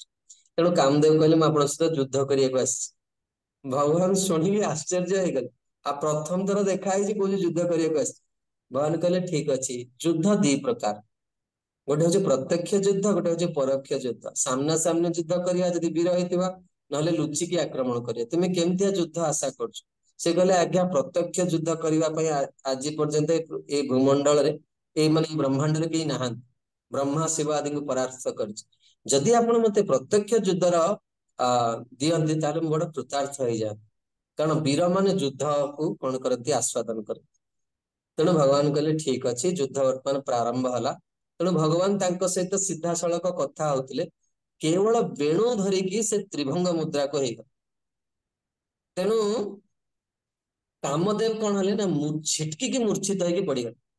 केवल भगवान कौन भगवान कौन से अस्त्र शस्त्र धरि ना भगवान वेणु धरिकी कौन कले ना से छेड़ा हो गले मूर्छित हो गले। भगवान तांको उपरे जमुना जल पकेकी उठेले। जेमती गोटे सुंदर उपमा देइचंदी आचार्य चरण गोटे छोट पिलाटे गोटे जहा कहती जो बॉक्सिंग चैंपियन जे थिबे से मानकु जदी कहबा समस्त युद्ध करिवो जेमती से व्यक्ति जनक हसी भगवान कामदेव ऊपर कौन कले ना हसिले जे देख माने प्रकृत रे यांकर बुद्धिर केते अभाव रहिछि। तेणु भगवान कहले देख वर्तमान तो तुम्हें मते देखिकी मूर्छित हला वर्तमान तो प्रियजन माने आसी नाहंती के तुमर जो आक्रमण कामदेव जो आक्रमण करती जीव उपरे कामदेवଙ୍କର 5टा बाण थाए। जो माने ब्राह्मण दीक्षा नहीं से माने निजर आध्यात्मिक गुरुंकठु से जिनस प्राप्त होइतिबे एवं किभଳି ताहा साधन करा जाए ताको मध्य तार कौशल से शिखिथिबे। तेणु भगवान कामदेव मूर्छित होई पड़ीगले एवं से कामदेव को बसैले एवं कामदेव संपूर्ण महारास दर्शन करना रास रास पंचायत संपूर्ण दर्शन करना ता पूर्व ही सज्ज कर पारे पलैले। तेणु ये जो रास लीलाटा लोक मैंने शुणिकी भावती काम लीला काम लीला नुह काम विजय लीला। गोटे बहुत सुंदर कथा मुझे कही आउ थे कहूँ आज एकादशी भगवान शक्तिर पेटे परिचय मिले। ये संपूर्ण विश्व रे जिते शक्ति अच्छी तार 10,000 गुण शक्ति हनुमान जी हाथ में अच्छी एवं हनुमान जी पाखरे जिते शक्ति अच्छी तार 1,00,000 गुण शक्ति बलदेव गोटे आंगुली रे अच्छी बलराम गोटे आंगुली एवं बलदेव देह जिते शक्ति अच्छी ताठू 1,00,00,000 गुण शक्ति हमर राधारमण हसरे अच्छी। से भगवान को क्या मारिया अस्त्र शस्त्र दरकार नहीं। भगवान हसीदेले ही व्यक्ति कौन हम तार सब बल पड़े ताठू अधिका शुणिया चाहते कि आप हाँ राधा रानी लास्ट लास्ट रानी राधा रानी ଭଗବାନଙ୍କ ଠାକୁର ଯେତେ ଶକ୍ତି ଅଛି ତାଠୁ ଗୋଟେ ଅରବ ଶକ୍ତି ଭଗବାନ ଶ୍ରୀଜୀଙ୍କର ଦୃଷ୍ଟିରେ ଅଛି। ସେଥିଲାଗି ଗୋସ୍ୱାମୀଜୀ କହିଛନ୍ତି ଜନକ ସୁତା ଜଗ ଜନନୀ ଜାନକୀ ଅତିଶୟ ପ୍ରିୟ ଶ୍ରୀ କରୁଣା ନିଧାନ की जासु जुगपद कमल मनाभो जासु कृपाते निर्मल मति पान। जगत गुरु श्रील प्रभुपाद की जय। गौर प्रेमानंद।